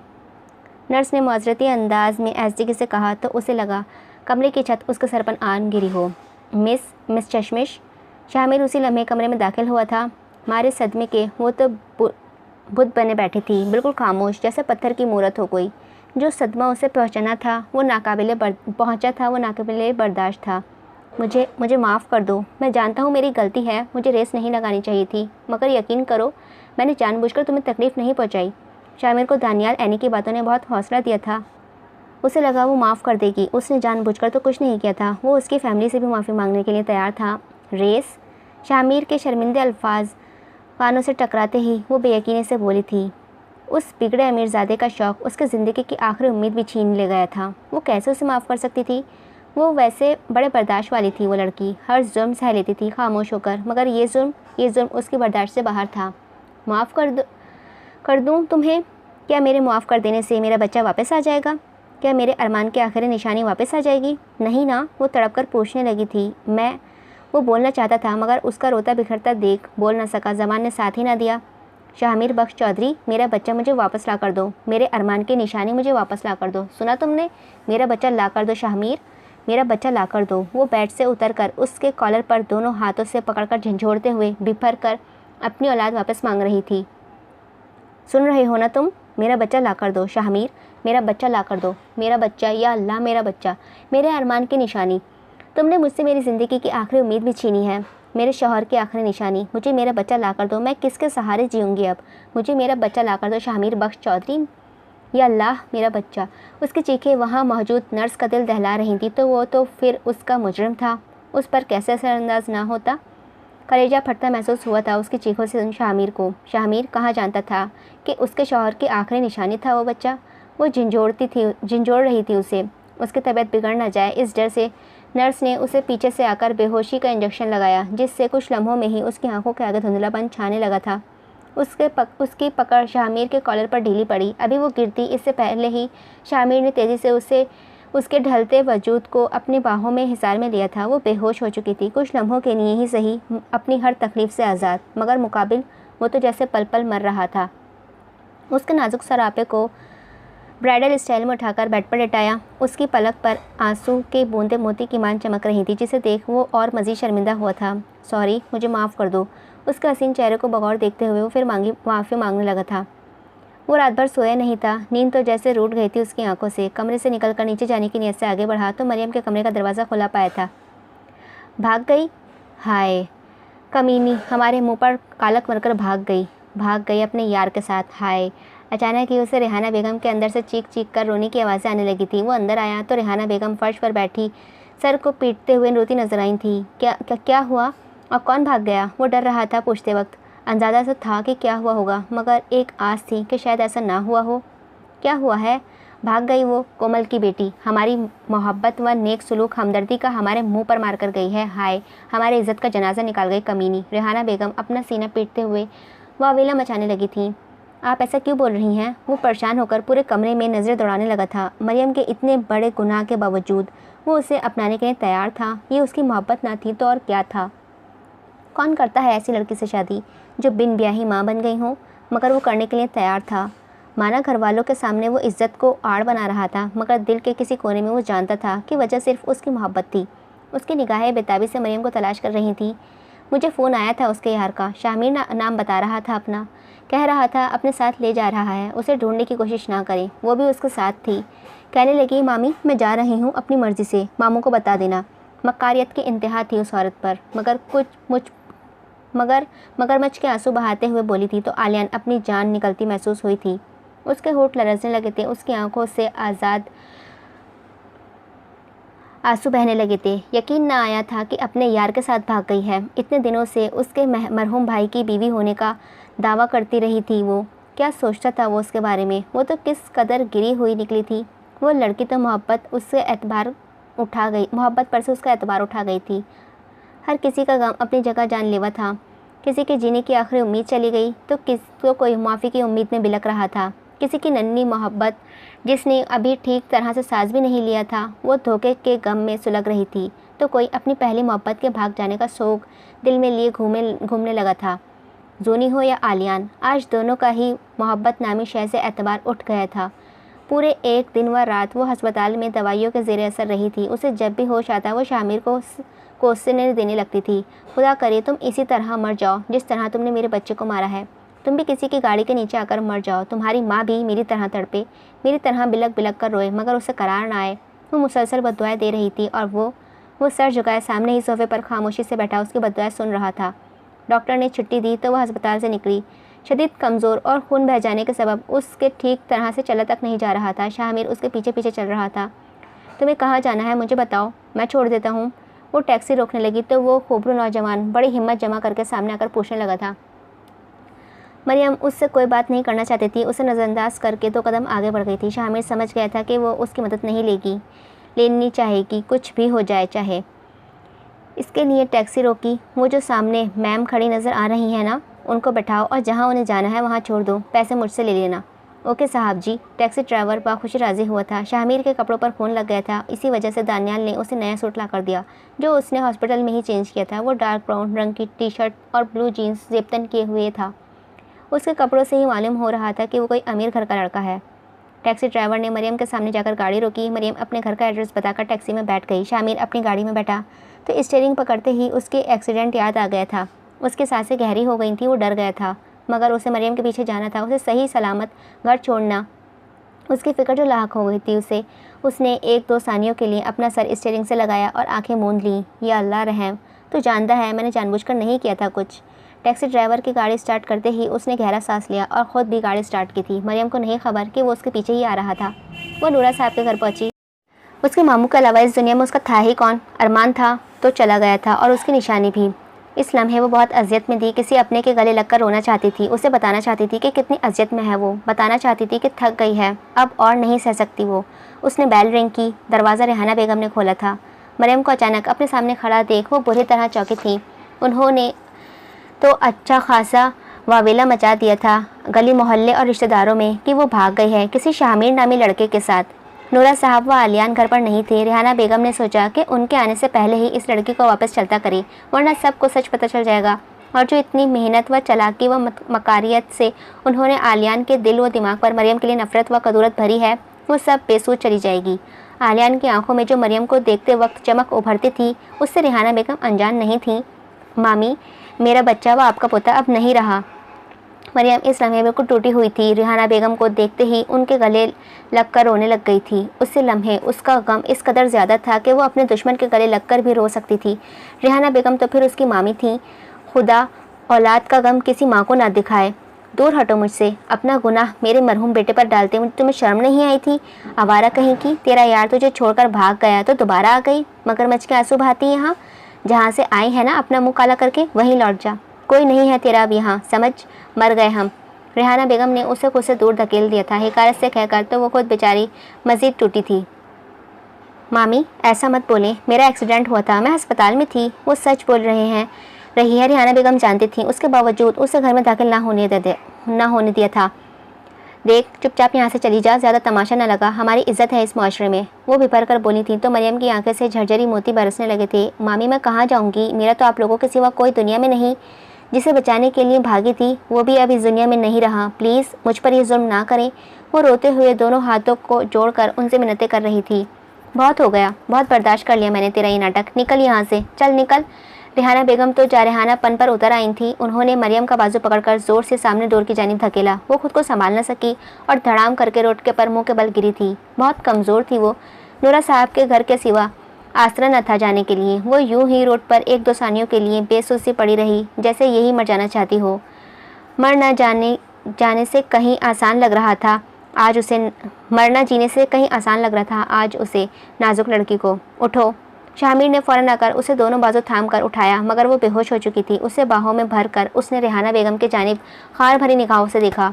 वो नहीं जानता वो औरत कौन थी, शायद उसकी माँ। वो ये भी नहीं जानता कि वो इतना बुरा सलूक क्यों कर रही थी मरियम के साथ, मगर इतना वो ज़रूर समझ गया था कि वो इस घर के काबिल नहीं कि मरियम जैसी लड़की वहाँ रह सके। आप जो कोई भी हैं, शर्म आनी चाहिए आपको। वो उस ब्राइडल स्टाइल में लिए खड़ा था। रेहाना बेगम को देख दांत पीसते हुए बोला था, तुम कौन होते हो हमारे मामलात में बीच में बोलने वाले? रेहाना बेगम गुस्से से बिभर कर इस्तफसार करने लगी थी। वो क्या बताता, कौन है वो इंसान जिसने उस लड़की को हालत में पहुँचाया है। इंसानियत के भी कुछ उसूल हैं। जैसा सलूक आप इस लड़की के साथ कर रही थी वैसा तो जानवरों के साथ भी नहीं किया जाता। वो बिपर कर दांत पीसते हुए जताकर बोला तो रेहाना बेगम निहायत बेजारी से उसके आगे हाथ जोड़े बोली थी, अपने उसूल अपने पास रखो और ले जाओ इस गंदगी के ढेर को यहाँ से, और दोबारा यहाँ ना लाना। आज से ये मर गई है हमारे लिए और हम इसके लिए। उन्होंने गुस्से से कहा और दरवाज़ा शामिर के मुँह पर बंद कर दिया। वो तो शुक्र है दोपहर का वक्त था, गली में काफ़ी सन्नाटा था, वरना जिस तरह रेहाना बेगम ने उसे घर से निकाला था वो बेचारी तो किसी को मुंह दिखाने के काबिल न रहती। शामिर उसे अपनी बाहों में लिए कुछ लम्हात साकत सा खड़ा रहा। समझ नहीं आ रहा था क्या करे, कहाँ लेकर जाए इस जवान लड़की को। अगर वो होश में होती तो हरगिज़ उसके साथ जाने के लिए राज़ी ना होती। उसके नाजुक व कमज़ोर वजूद को पैसेंजर सीट पर लिटाकर वो ड्राइविंग सीट पर आकर बैठा था। वो उसे दोबारा हॉस्पिटल ले आया था। यार, मैं कैसे एक लड़की को अपने घर रख लूँ? फिर 1-2 दिन की बात है तो नहीं है यार, बुरा मत मानना, मगर तू एक काम कर, इसे वेलफेयर में डलवा दे। शामिर ने एनी से रब्ता किया था कि कुछ दिनों के लिए मरियम को अपने साथ रख ले। उसका जवाब सुनते ही शामिर ने कॉल काट दी थी। वो सर पकड़कर बैठा हुआ था। एनी की बात अपनी जगह बिल्कुल ठीक थी। भला एक जवान लड़की को कोई कब तक अपने घर पर रख सकता था। एक्सक्यूज़ मी सर, आपकी वाइफ को होश आ गया है। अचानक एक निस्वानी बारीक आवाज़ कानों के समा से टकराई थी। वाइफ? वो ज़ेरे लब दोहराने लगा। नर्स तो उस नौजवान लड़के पर फिदा हो जा रही थी जब से वो आया था। उस नर्स की उस पर निगाह थी। वो वाकिफ़ थी कि मरियम उसकी बीवी नहीं, इसीलिए छेड़ने के लिए कह रही थी ताकि वो जवाब में कहे कि नहीं, वो मेरी बीवी नहीं है, और बातों का सिलसिला शुरू हो सके। मगर उस खूबरू लड़के ने तो कोई जवाब ही ना दिया। वो उसे फुल लाइन दे रही थी, मगर वो लड़का देखने तक की ज़हमत नहीं कर रहा था। वो नर्स नहीं जानती थी ये सताइशी नज़रें, ये फुल लाइन, ये लहक कर बातों के फेंकने मुखामली जाल उस लड़के के लिए आम सी बात है। वो अपना सामान लेकर लौट गई थी। एक ड्रिप लगाने, वो कुछ दवाइयाँ देकर डॉक्टर ने फिर उसे छुट्टी दे दी। शामिर अब तक उसके सामने नहीं आया था। उसे लगा कोई राहगीर उठाकर ले आया है उसे यहाँ। वो बाहर आकर चेयर पर बैठ गई। जाने के लिए कोई जगह ही नहीं थी, कहाँ जाती। अपना सर पकड़ कर ना जाने कितने ही घंटों वहाँ बैठी रही। वेलफेयर जाने तक के पैसे नहीं बचे थे उसके पास, और अपना पाँव इतनी जान और ना पाँव में इतनी जान थी कि पैदल चलकर जा सके। या अल्लाह रहम, बस एक सदा दिल से निकली थी। वहाँ लफ्ज़ नहीं थे, सिर्फ उसके आंसू थे। गमों ने उसकी कमर भरी जवानी में तोड़ दी थी। ये खा लो, उसके आगे चिकन रोल करते हुए बगैर उसकी जानिब देखे बोला था। वो हैरत से उसे देखने लगी। आलम था कि वो देखे गई, मगर नज़रों से नज़रें मिलाने की ताब न थी, इसीलिए उस नाजुक सिफत लड़की के जानिब देखा ही नहीं था। उसने नोट नहीं किया था, मगर पहली बार ज़िंदगी में वो किसी से नज़रें नहीं मिलाने में डर रहा था। वैसे नर्स ने सही ग़िज़ा का कहा था, हल्की ग़िज़ा का कहा सा, मगर दवाइयों के सबब तुम्हारा मुंह कड़वा होगा तो सोचा कोई चटपटी चीज़ ले आता हूँ तुम्हारे लिए, थोड़ा सा ही सही, मगर खा लिया जाएगा। वो अभी भी सामने की जानिब देख रहा था, जबकि मरियम उसे, तो मुझे अकेला क्यों नहीं छोड़ देते? समझ नहीं आता तुम्हें जहर लग रहे हैं इस वक्त मुझे तुम्हारी शक्ल। वो दांत पीसते हुए कदूरत भरे लहजे में गोया हुई थी तो मुकाबिल अपनी गर्दन मसलने लगा था, जैसे कुछ सुन ही ना रहा हो। और हाँ, ये सूप भी पी लो, थोड़ी जान आ जाएगी जिस्म में। अपने बराबर वाली चेयर से एक शॉपर उठाकर उसकी जानिब करते फिक्रमंद लहजे में बोला था, तो वो बेयकीनी से उसका चेहरा तकने लगी थी। तुम्हें समझ नहीं आ रही मैं क्या कह रही हूँ? किस कदर ढीठ आदमी हो तुम, मरियम जज्बा से होकर बोली थी। इस शख्स ने उसके ज़िंदगी की आखिरी उम्मीद छीनी थी, उसके अरमान की आखिरी निशानी, उसकी औलाद। उस जालिम का तो वजूद भी नाकाबिले बर्दाश्त था मरियम के लिए। जिस कदूरत से वो उसे देख रही थी, यकीनन इस कदर कदूरत से उसके ज़िंदगी में कभी किसी ने न देखा होगा। तुम्हारे पास जाने के लिए कोई जगह नहीं है ना? वो अपनी पेशानी मसलते हुए पूछने लगा था, जैसे तस्दीक करने के लिए पूछ रहा हो। अब भी उसकी जानिब नज़र ना की थी। तुमसे मतलब? तुम जाओ ना प्लीज़, मेरी निगाहों के सामने से हट जाओ। मैं तुम्हें देखती हूँ तो मुझे वो एक्सीडेंट याद आ जाता है। प्लीज़ शामिर बख्श चौधरी, प्लीज़ मेरे सामने मत आओ, वरना मुझे लग रहा है मैं पागल हो जाऊँगी। मैं ख़ुद को भी मार दूँगी और तुम्हें भी, इसीलिए प्लीज़ मेरी नज़रों के सामने से हट जाओ, मुझे अकेला छोड़ दो। वो दोनों हाथों उसके आगे जोड़ते हुए रुहासा व मिन्नती लहजे में गोया हुई थी। मज़ीद ताकत ना थी उससे लड़ने की। अब कोस कर भी थक चुकी थी उसे। वो खामोशी बैठा रहा था, कुछ जवाब न दिया, कुछ कहने के लिए था ही नहीं। उसे यूं तनहा छोड़कर अस्पताल में नहीं जा सकता था। वो जिम्मेदारी नहीं थी उसकी, मगर उसे अपनी जिम्मेदारी लगी। मरियम का पारा चढ़ता था ये देख के इतनी हिम्मत व समाअत करने के बावजूद भी वो ढीठ लड़का वहाँ से हिला तक नहीं। वो जल भुनकर खुद ही खड़ी होकर वहाँ से चलती थी। रोल तो ले जाओ, चलते चलते खा लेना, उसने पीछे आते नरमी से कहा तो वो लड़की घुराते हुए पीछे मुड़ी थी। भाई लड़ाई अपनी जगह, खाना पीना अपनी जगह। खाना खाओगी तो ही तो ताकत आएगी तो मुझे कोसने में आसानी होगी, बल्कि ज़्यादा दिमाग चलेगा तो ज़्यादा अच्छा कोस सकोगी। मतलब नई बद्दुआएं, समझ रही हो ना तुम? बस खाने के लिए कायल करना मकसद था। क्या बोले जा रहा था शायद वो खुद भी नहीं जानता हो। इतना बोलने का आदि कहाँ था वो तो चुपचाप रहने वाला शख्स था, अपने काम से काम रखने वाला। तो मेरा मजाक उड़ा रहे हो? वो तब कर उसकी जानिब तेज़ी से आते हुए बोली थी तो वो फ़ौरन एकदम पीछे हुआ, मगर पीछे पिलर था, इसीलिए जगह ना बची थी मजीद पीछे जाने की। वो अचानक गुस्से से करीब आई तो मुकाबिल की आंखें उठी थीं और जिस बात का डर था वही हुआ। उसके हसीन आंखों से आंखें मिल गईं। जिस कदर गुस्सा का दुरत उसके लिए उन आंखों में भरा था वो ताब ना ला सका और नजरें शर्मिंदगी से दोबारा झुका ली। माना शर्मिंदा था, मगर इसका मतलब ये नहीं खुद को भी मार ले और उसे भी मरने के लिए छोड़ दे। वो जज्बाती थी, शामिर जज्बाती ना था, बल्कि अगर वो उसके गांव में पंचायत में देख लेती तो समझती कि इस लड़के के पास दिल ही नहीं है, बल्कि इसकी जगह पत्थर रखे हुए है। तुम निहायत ही एक बेहिस इंसान हो शामिर बख्श चौधरी। उसके सीने के मुकाम पर अपनी शहादत की उंगली ठोकते हुए एक एक लफ्ज़ चबा चबा कर बोली, फिर पलटकर गुस्से से चलती थी। रात अपनी तारीकी फैला चुकी थी। हज़ारों लोगों के हुजूम में भी वो खुद को अकेला महसूस कर रही थी। इतनी भरी दुनिया में उसका कोई ना था। वो बस सड़क पर चलती जा रही थी, कोई मंजिल ना थी उसके पास, ना कोई ठिकाना, ना कोई घर। चलते चलते कैफ़े के आगे से गुजरी तो अरमान का चाय पिलाना याद आ गया था। यूनी से वापसी पर अक्सर यहीं उसे चाय पिलाता था। आंखें भर आईं, झिलमिलाती आंखों के साथ वो आगे चल दी। पैसे नहीं थे कि वहाँ से चाय पीती, जबकि दिल मचला था। चाय पीने के लिए नहीं, उन लम्हात को वापस जीने के लिए जो अरमान के साथ गुजारे थे। एक रात का कितना, वो अपनी सोचों में मगन चलते चलते काफ़ी दूर आ गई थी कि अचानक एक लड़के ने सामने से आकर एक आंख दबाते हुए तो मैंने अंदाज में कहा था तो वो डर कर पीछे हुई। मैं बता दूं, ना जाने कहाँ से वो खूबरू नौजवान पीछे से निकल कर आया और एक ज़ोरदार मुक्का उस लड़के के चेहरे पर जड़ दिया था। मरियम हैरत से उसे देखने लगी। भाग कहाँ रहा है, आना साले, बताता हूँ। वो शामिर था। 2-3 मुक्कों में ही उस लड़के के चेहरे व जिस्म से खून निकाल दिया था। अपनी जान की अमान की खातिर वो लड़का जैसे तैसे करके शामिर से बचकर भागा। वो गुस्से में दांत पीसते हुए पीछे से सदाएं लगा रहा था, अगर शौक मना लिया हो तो गाड़ी में बैठोगी? ये तुम्हारे अब्बा जी का घर नहीं है, सुनसान सड़कें हैं, मरने वालों के साथ मरा नहीं जाता। आखिर वो लड़की कब तक खुद को अजियत देने वाली थी? तुम्हारे लिए कहना आसान है बहुत, जिस पर बीतती है वही जानता है फ़कत। वो सुर्ख अंगारे भरी आँखों से कहते हुए गोया हुई थी। मैं मानता हूँ मैं तुम्हारी तकलीफ़ नहीं समझ सकता, मगर यूँ सुनसान सड़कों पर भूखे प्यासे चलने का क्या मतलब है? तुम्हें क्या लगता है खुद को अजियत पहुँचाकर तुम्हें सुकून मिल जाएगा?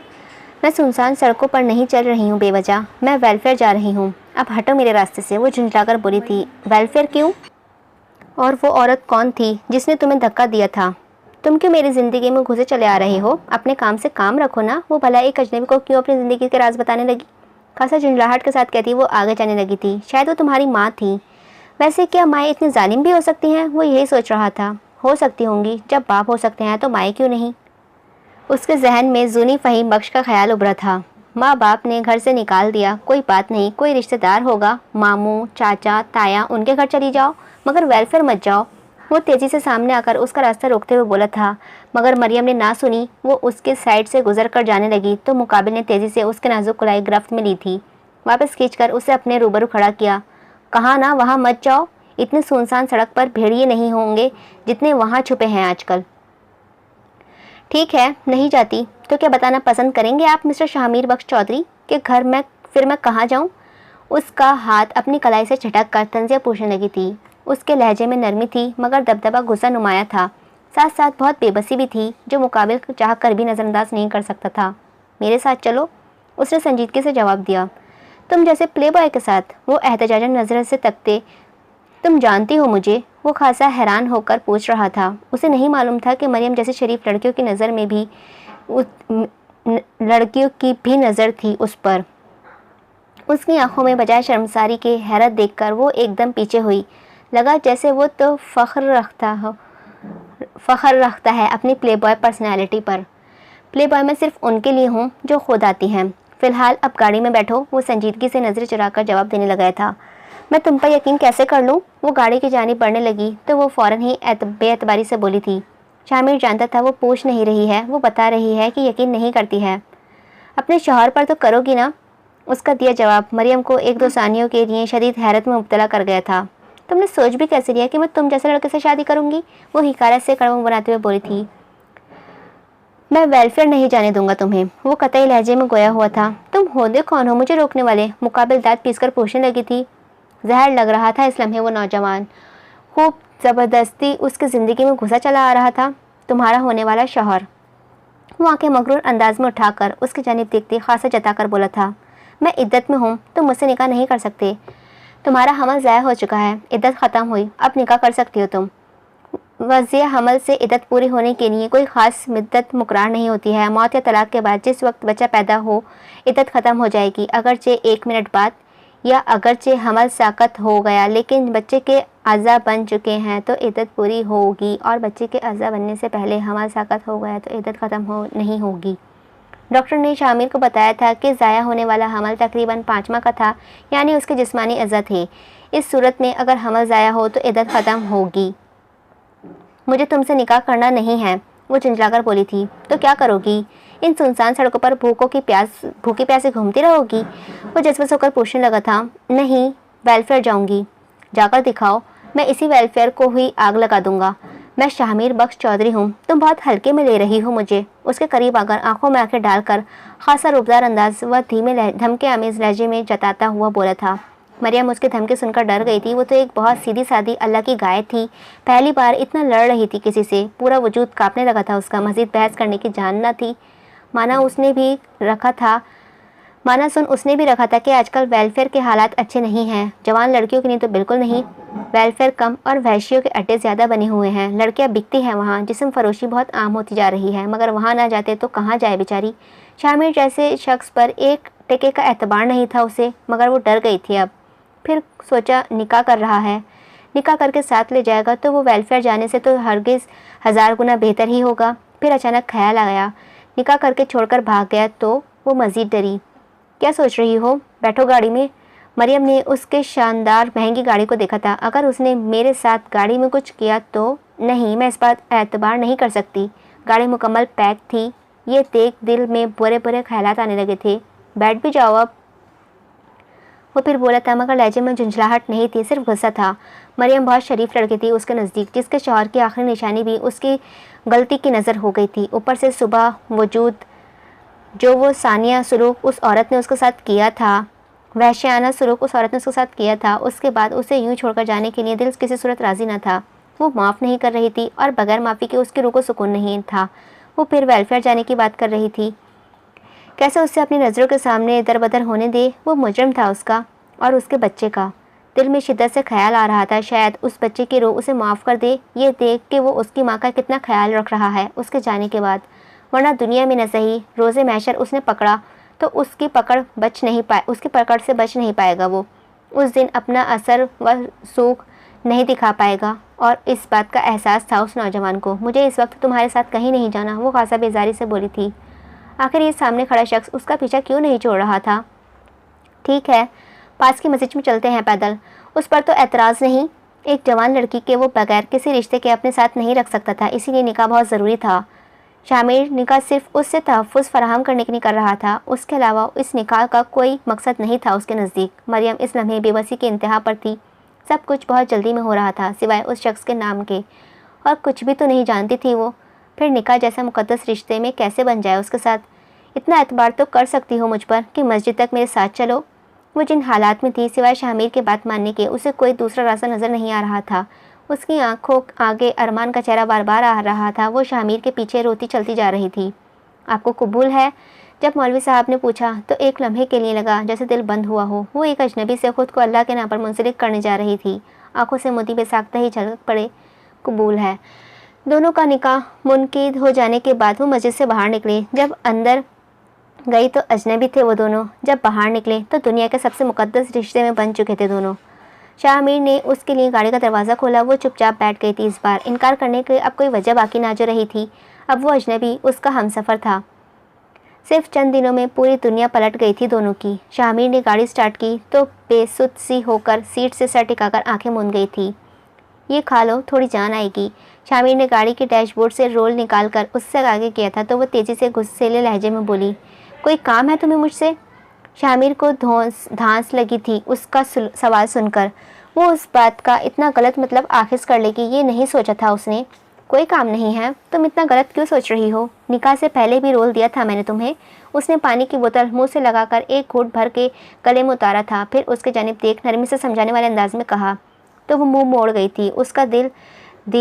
उसका दिया रोल हाथ न लगाया था। गाड़ी में मुकम्मल खामोशी का राज था। उसका बच्चा क्या गया, उसकी तो भूख प्यासी मिट गई थी। ज़िंदगी को जीने की अब कोई उम्मीद ही नहीं रही थी अंदर। वो बेसुध सी सीट से टेक लगाए खिड़की से बाहर देखती रही। हेलो, मैं अंदर आ जाऊँ काले बिल्ले? वो उसके स्टडी रूम का शीशा बजाते हुए बड़ी तमीज़ से पूछ रही थी। कोई ज़रूरत नहीं है, वो सपाट लहजे में बोला था। शुक्रिया। वो इनकार के बावजूद भी मुस्कुराती हुई अंदर चली आई थी। मैंने मना किया था, वो बरहमी से बोला। तो अब क्या इतने बुरे दिन आ गए हैं जूनी के? कि काले बिल्ले के कहने पर चले? वैसे भी मुझे पूछना नहीं चाहिए था, ख़ास तौर पर तुमसे। क्या मतलब? वो अपनी चेयर पर बैठा उसके सामने खड़ा आफत को छोटी आंखें करके देख रहा था। आईब्रो उचकाकर पूछने लगा, मतलब मुझे पता है तुम जैसों को तमीज़ ज़्यादा देर रास नहीं आती है। वो चमकते दांतों की नुमाइश कर जिद करने वाले अंदाज में बोली थी। हो गया? उसने तंजे बरहमी से पूछा था। अभी कहाँ जाने मन, अभी तो शादी भी होनी है। अभी तो शादी भी नहीं हुई है मेरी। वो एक उंगली दांतों में दबाकर शरारत से बोली तो मुकाबिल अपना सर पकड़ने लगा था। वैसे जाने मन, हमारे बच्चे होते तो कितने क्यूट होते ना। उसे सर पकड़ता देख वो खासा महसूस हुई थी। फौरन ही आकर उसके सामने वाली चेयर पर बैठ गई। उसके वजूद को टिमटिमाती आंखों से तकते फिदा लहजे में बोली थी। क्यूट? आफत का अपडेटेड वर्जन होते। वो खासा जताते हुए बोल उठा तो वो मुस्कुरा दी थी। तुम्हें शर्म आती है वैसे? वो खासा संजीदगी से पूछ रहा था। उसके लहजे में चुभन का एहसास जो हुआ था जूनी को। बहुत। जब अपनी पसंद देखती हूँ ना, मुझे शर्म आने लगती है। मुकाबिल के लहजे में अमन ने खासा तंज महसूस किया था, निहायत चुभता हुआ सा। ऐसा क्या कर दिया मैंने? कुछ लम्हे बगौर उसके चेहरे को तकने के बाद वो गंभीर लहजे में पूछने लगा था। इसका सवाल सुनते ही जूनी के चेहरे पर मायने खेती से मुस्कुराहट बिखर गई थी। यानी संगदिल जानता है कि पसंद करती है उसे। मैंने अपनी पसंद की बात की है, वो हल्की सी आंखें मिचते हुए बोली थी, जैसे जता रही हो कि तुम खुशफहमी का शिकार हो। तभी तो पूछ रहा हूँ। उस लड़के के लहजे में अभी भी ज़रा सी लचक नहीं आई थी। लफ्ज़ी तौर पर तो कभी इकरार ना किया था कि पसंद करती है उसे, फिर वो इतना कॉन्फिडेंस से कैसे कह सकता है? मैंने तो तुम्हें कभी नहीं कहा कि तुम्हें पसंद करती हूँ काले बिल्ले। वो दिल जला देने वाली मुस्कुराहट उसके नाम करते हुए खासा जताकर बोली थी। तो मुकाबिल उसकी बात सुन अपनी जगह से उठा, निहायत मुतमईन और मगरूर अंदाज में चलता हुआ उसकी जानिब आया।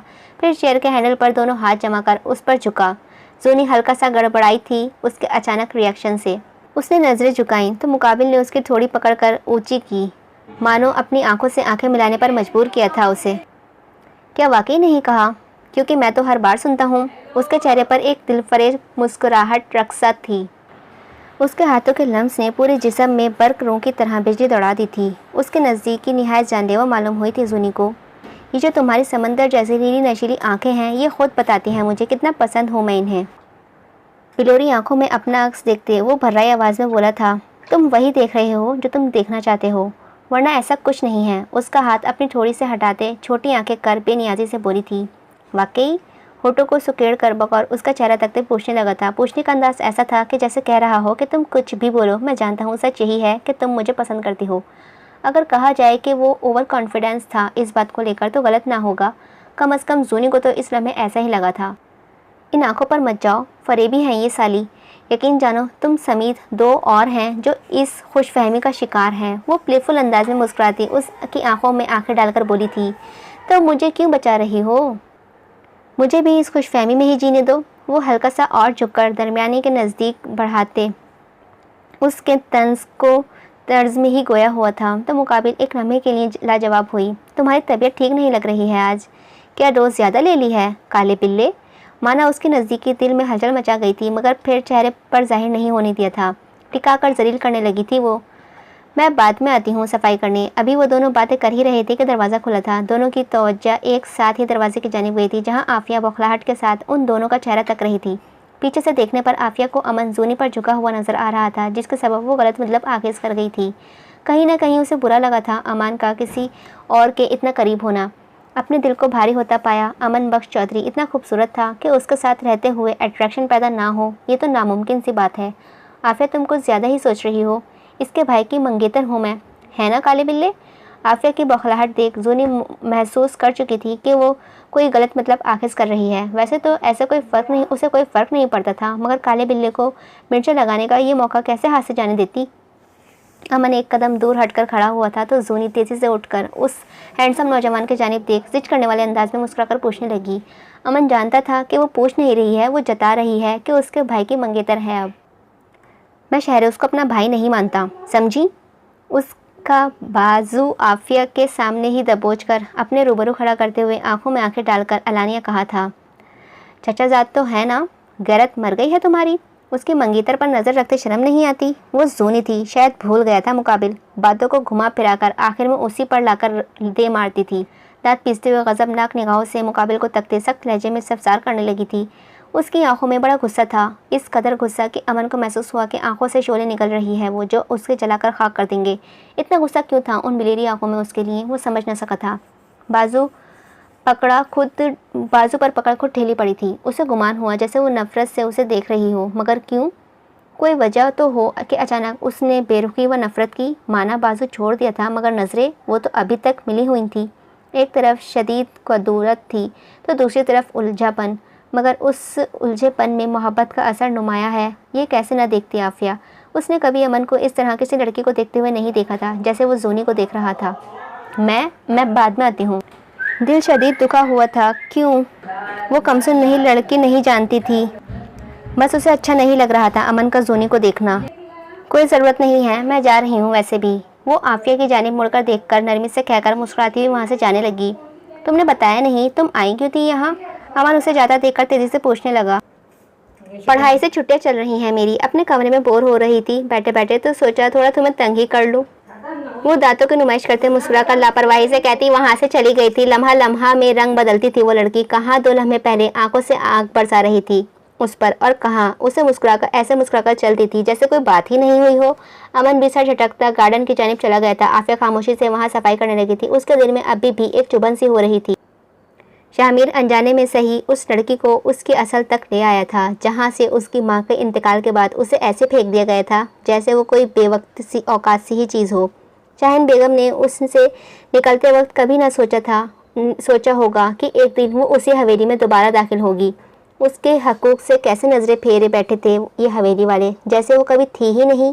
वो हवेली में के मेन दरवाजे से दाखिल होते ही खुद को एक अनजाने से एहसास में मुब्तला पा रही थी। नहीं जानती क्यों, मगर उसे सब बहुत देखा देखा सा मालूम हो रहा था। वो लड़की कहाँ जानती थी ये उसके बाप की हवेली है, उसके हकूक़ से दस्तबरदार हो जाने वाले बाप की, जिसने उसकी माँ के मर जाने के बाद कभी उसके जानिब रुख किया ही नहीं था।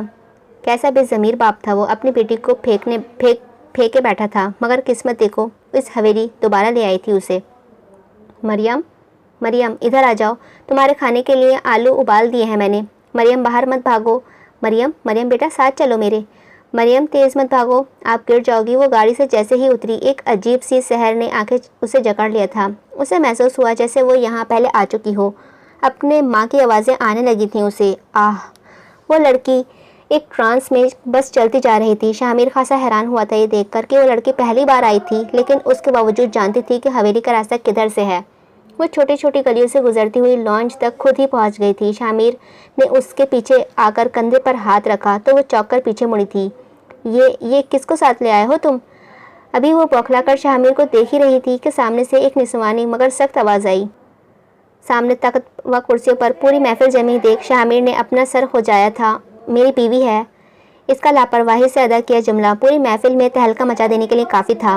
हर किसी का मुंह हैरत से खुल गया था, जबकि वो नौजवान इतना बड़ा धमाका करने के बावजूद बिल्कुल नॉर्मल अंदाज में खड़ा था। मरियम के लिए सब कुछ बहुत नया था। उसे तो लगता था शामिर कोई शहरी लड़का है, और क्यों कर ना लगता, वो इतना आज़ादाना ज़िंदगी जो जीता था। गाँव, फिर हवेली, फिर इतने सारे लोग। वो बहुत कंफ्यूज और नर्वस हो गई थी। उसे अंदाज़ा नहीं था कि शामिर का इतना बड़ा ख़ानदान निकलेगा। नर्वस होने के सबब वो अपने होठों को काटते दोनों हाथों से अपनी कमीज़ के दामन को मजबूती से खींचने लगी थी। मुबारक हो, तुम्हारा एक घोड़ा रेस से बाहर हो गया। जोनी अभी सड़ता पाँव बगौर मरियम को देख ही रही थी कि बाकी सबकी तरह कि ना जाने कहाँ से वो हसीन नौजवान उसके कान के पास से आकर सरगोशी करने लगा। जोनी ने तेज़ी से पलटकर देखा था। अमन मुस्कुराता हुआ आगे बढ़ गया। जब जब शामिर उसे देखता था उसकी आंखों से पसंदीदगी झलकती थी। फिर वो किसी और लड़की को दुल्हन बनाकर कैसे लेकर आया है अपनी? जोनी यही सोच में उलझी थी। शहरों से तो कभी कोई खतरा था ही नहीं। असल तो अमन और शामिर थे, जायदाद उनके पास थी। उनका पूरा प्लान ख़राब कर दिया था शामिर ने। वो शादी जो करके आ गया था। ये क्या बोल रहा है बेटा? शमीम बेगम मारे सदके के उसके सबसे पहले आगे आकर पूछने लगी थी। सच? लापरवाही से फ़कत एक लफ्ज़ जवाब दिया, वो भी अपनी गर्दन की पुश्त हल्के से मसलते हुए, जैसे जाहिर कर रहा हो कि बहुत थक कर आया है। इतना बड़ा धमाका करने के बाद भी उसका रिएक्शन बिल्कुल ठंडा था। हमारे यहाँ बाहर शादी करने की इजाज़त नहीं है, क्या इस बात की खबर नहीं है तुम्हें? एहसन बख्श अपने रूबदार अंदाज में बेरहमी से पूछने लगे थे। मरियम को अंदाज़ा नहीं था इतनी सख्त मखलूक देखने को मिलने वाली है उसे, मुखालफत देखने को मिलने वाली है उसे। अगर ज़रा बराबर भी उसे अंदाज़ा होता तो वो कभी निकाह के लिए राज़ी ना होती। मगर पसंद आ गई थी, इसे अगवा करके शादी कर ली है, अब घर ले आया हूँ और प्लीज़ अब आप लोग मुखालफत ना दिखाएं उसके वालिदैन की तरह। वो मुंह बिगाड़ते हुए बोला था तो मरियम बेसाख्ता ही उस उलझे निगाहों से देखने लगी थी। ये कौन सी कहानी सुना रहा था वो? सफ़ेद खुश्क होठ, जर्द चेहरा, आंखों के नीचे गहरे काले हल्के, निढाल कमज़ोर जिस्म, गिर्द आलूद कपड़े। उसकी हालत देखने के बाद शामिर की बनाई कहानी सबको सच्ची लगने लगी थी। तुम इसे अगवा करके लाए हो? फ़हीम बख्श ने निहायत हैरत से पूछा था। खूबसूरत लौंडियों की कमी नहीं थी हवेली में, फिर इसे बाहर से एक लड़की अगवा करके लाने की क्या ज़रूरत थी? ये हवेली में पहली बार हुआ था कि कोई हवेली का लड़का किसी लड़की को अगवा करके लाया हो। जी, निहायत मुतमईन होकर जवाब दिया था। एक वक्त अमन ये काम करता तो शायद सब यकीन कर लेते, मगर शाहमीर, इस जैसे खामोश सुलझे हुए नर मिजाज लड़के से किसी को ये उम्मीद ना थी। वो तो खानदान का सबसे शरीफ लड़का था जो किसी भी मामले में बोलता तक नहीं था। अमन बख्श चौधरी के अलावा बाकी सब बुरी तरह शॉक्ड में थे। दादा जान, इब्राहिम बख्श अपने भरमदार अंदाज में चलते हुए आकर उसके रूबरू खड़े हुए थे। अभी वो बोलने ही लगा था कि ज़ोरदार तमाचा उसके चेहरे पर रसीद हुआ। उसे थप्पड़ पड़ता देख मरियम पूरी जान से काँप उठी थी। हमने आज तक अपने किसी पोते पर हाथ नहीं उठाया, मगर तुमने मजबूर किया है हमें। वो निहायत सख्त लहजे व गरजदार आवाज़ में बरस रहे थे लड़के पर। मैं आपका ही खून हूँ दादा जान, मेरी पसंदीदा चीज़ कोई मेरे सामने किसी और को दे और मैं चुपचाप खड़ा रहूँ, ये मेरा खून गवारा नहीं कर सकता। मुझे मारकर अपने हाथों को तकलीफ ना दे। मुझे पसंद आई, मैंने उठवा लिया, निकाह किया और यहाँ ले आया। चाहता तो कहीं और ले जाता, मुश्किल नहीं था मेरे लिए इसे छुपा कर रखना, मगर मेरी बीवी है, इस हवेली की इज्जत है, आपकी पोत बहू है। मुझे आपसे छुपाना ठीक ना लगा। मुझे लगा किसी को पता हो या ना हो, मेरे दादा को पता होना चाहिए, ताकि कल को कोई बात हो तो इसके घर वालों की तरफ से तो मेरे दादा मेरे साथ खड़े हो सके। शामिर झुकने वालों में से कहाँ था, अपने अल्फाजों से लचक दिखा दी थी, यही बहुत था उसके लिए। अब्बा जानी, बच्चा है, हो गई गलती, माफ़ कर दी इसे, अब तो शादी हो गई है, कोई क्या कर सकता है। शमीम बेगम को अपने जवान बेटे के सर पर मौत के बादल मंडलाते हुए नजर आ रहे थे। वो तेज़ी से आकर शामिर के सामने ढाल बनकर खड़ी हुई थी। माफ़ कर दी, हमारी हवेली से लोगों को इंसाफ मिलता है। कल को गांव में खबर फैलेगी कि हवेली का बेटा शहर से लड़की को अगवा करके लाया है तो क्या इज्जत रह जाएगी हमारी। रानी बेगम के तो मौका ही मिल गया था शामिर को जायदाद से बेदखल करवाने का। बेदखल करवाने का। ये मौका कैसे हाथ से जाने देती, फ़ौरन ही जलते पर तेल डालने का काम किया था। रानी भाभी, आप तो चुप ही रहीं, क्यों मेरे बेटे के दुश्मन बन रही हैं? शमीम बेगम फ़ौरन ही उनसे बिगड़ी थी। मैं क्यों चुप रहूं भला, मैं क्या इस खानदान का हिस्सा नहीं? तुम्हारे बेटे ने हमारी इज्जत खाक में मिलाने वाला काम कर दिए हैं और तुम चाहती हो कि मैं चुप रहूं? रानी बेगम फ़ौरन ही जवाबी कार्रवाई करते हुए मैदान में उतरी थी। अमन, किसी तरह अपने दादा को ले जाओ यहाँ से, तुम्हारी माँ तो पागल हो गई है, शामिर को आग करवाने पर तुली हुई है। शाहीन बेगम जो खामोशी से खड़ी सारा तमाशा देख रही थी, अपने बड़े पोते के पास आकर ऐसे से बोली थी, दादा जान, आप मेरे साथ चलें, मुझे आपको बहुत ज़रूरी बात बतानी है। इब्राहिम बख्श की बहुएं उनसे सामने कुत्ते बिल्ली की तरह लड़ रही थीं। इससे ज़्यादा और क्या फसाद बर्पा हो सकता था हवेली में। वो अपनी मुट्ठियां भींचकर अपने गुस्से को काबू करने की कोशिश कर रहे थे। अमन ने उसका हाथ थामकर गंभीर लहजे में कहा था, उस लड़के को मेरी निगाहों से दूर कर दो अमन, इससे पहले कि मैं कुछ कर बैठूं। इब्राहिम बख्श निहायत जलाल में बोले थे। जी, आप मेरे साथ चलें, मैं देख लेता हूँ पूरा मामला। इब्राहिम बख्श को अपने बेटों से ज़्यादा जिस पर यकीन था वो था अमन, निहायत ज़हीन, होशियार, सुलझे हुए जहन का मालिक और सबसे बढ़कर उनका फर्माबरदार। अमन ने मुतमईन लहजे में कहा तो वो उसके साथ चलने के लिए राज़ी हुए थे। भाभी, आप मेरे साथ चलें, जूनी इधर आओ। माना वो दो माओं से जने थे मगर बाप एक ही था। शामिर ने जितना उसे बचपन में मोहब्बत दी थी वो चाह कर भी उससे नफरत नहीं कर सका था। कहते हैं ना, मोहब्बत में बड़ी ताकत होती है। ये लड़की अगवा होकर आई है, इसके घर वालों इसे ढूंढ रहे होंगे और तुम चले इसे भाभी कहकर कमरे में ले जाने वाले। दिमाग तो ख़राब नहीं हो गया है शहरोज़ तुम्हारा? रानी बेगम फ़ौरन ही शहरोज़ पर बरसने लगे थे, जो मरियम को अभी भाई की बीवी होने के नाते उसके कमरे में भिजवा रहा था ताकि उसे ये सब फेस ना करना पड़े। जुनी अपनी जगह मंजमंद खड़ी थी। वो शहरोज़ की आवाज़ देने पर ना आई, और आती भी क्यों? उसके लिए तो ना जाने कितनी बार अदालतें लगी इस हवेली में कितनी बार उसे सजाएं सुनाई गई, कोई आया उसकी मदद करने के लिए? जो वो दूसरों की मदद करने आगे बढ़ती, ख़ास तौर पर उस शख्स की जो हैंड फ्री लगाए बैठा रहता था जब वो नाजुक जान छप्पड़ खा रही होती थी अपने बाप के। वो भूली नहीं थी वो मंजर और ना भूल सकती थी। मरियम उलझी खड़ी थी, उसे समझ नहीं आ रहा था शामिर ने ये झूठी कहानी बनाई ही क्यों, जिसका सबब इतनी लड़ाइयाँ हो रही हैं। रानी चुप कर जाने के लिए लगी तो इब्राहिम बख्श ने वहाँ से जाते ही शाहीन बेगम बिपर कर पूछने लगी थी, अम्मा मैं तो। रानी बेगम अभी बोलने ही शुरू हुई थी कि शाहीन बेगम ने उन्हें अपना हाथ दिखाकर रोक दिया था। चुप कर जा, बहुत सुन चुकी हूँ मैं तेरी। खामोश थी, इसका मतलब ये नहीं समझ नहीं रही हूँ तेरी चालाकियाँ। शाहीन बेगम दांत पीसते हुए बिपर कर बोली थी तो रानी बेगम जबान को चुप लगी थी। अम्मा फ़हीम भी तो शहर से शादी करके लाया था लड़की को, उसे तो आप लोगों ने घर पर रख लिया था, फिर मेरे बेटे के लिए इतनी पाबंदियाँ क्यों लगा रहे हैं? शमीम बेगम के जुमलों में थे ये एटम बॉम्ब। अक्सर पूरी की पूरी हिलकर रह गई थी। ये क्या बोल रही हैं भाभी आप? अक्सर का दिमाग भग से उड़ा था। वो बेयकीनी से शमीम बेगम को देखते हुए पूछने लगी। शाहीन बेगम ने फ़ौरन ही गुर्रा कर शमीम को देखा। उनकी आंखें अलर्ट अलार्म थीं कि बस अब चुप कर जाओ।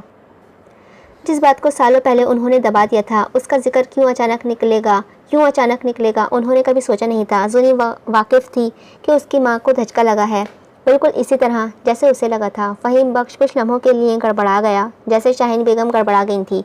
इस लम्हे जूनी ने शाहीन बेगम का चेहरा देखा, वो कुछ खौफज़दा मालूम हुई थी। उसने पेशानी पर पसीना भी नुमाया चमक रहा था। उस चुलबुली मगर समझदार गुड़िया का दिमाग ठिठका था इस लम्हे। फ़हीम, ये भाभी क्या बोल रही हैं? अक्सर की आंखों से आंसू मोती बनकर झिरझिर बहने लगे थे। इतना बड़ा धोखा, इतना बड़ा फरेब, वो माजी में की गलती के सिवा कुछ नहीं था, भूल जाओ उसे। फ़हीम बख्श सख्ती से कहता मुंह मुड़कर चल दिया था। अक्सर उसे बेयकीन से देखती रह गई थी। इतना बड़ा धोखा के देने के बाद भी उस शख्स की आंखों में ज़रा शर्म न थी, बल्कि शर्म तो दूर, लहजे में कोई लचक भी न थी। अम्मी जान, संभाले खुद को। अक्सर मजीद अपने पाँव पर खड़ी ना रह सकी थी, वो लड़खड़ाकर ज़मीन में गिर गई थी। जूनी फ़ौरन ही भागते हुए अपनी माँ को उठाने लगी थी। आगे का नावल कंटिन्यू रहेगा। उम्मीद है आप सभी को नावल पसंद आया होगा। अगर पसंद आया तो लाइक कीजिएगा और मेरे चैनल को सब्सक्राइब कीजिएगा।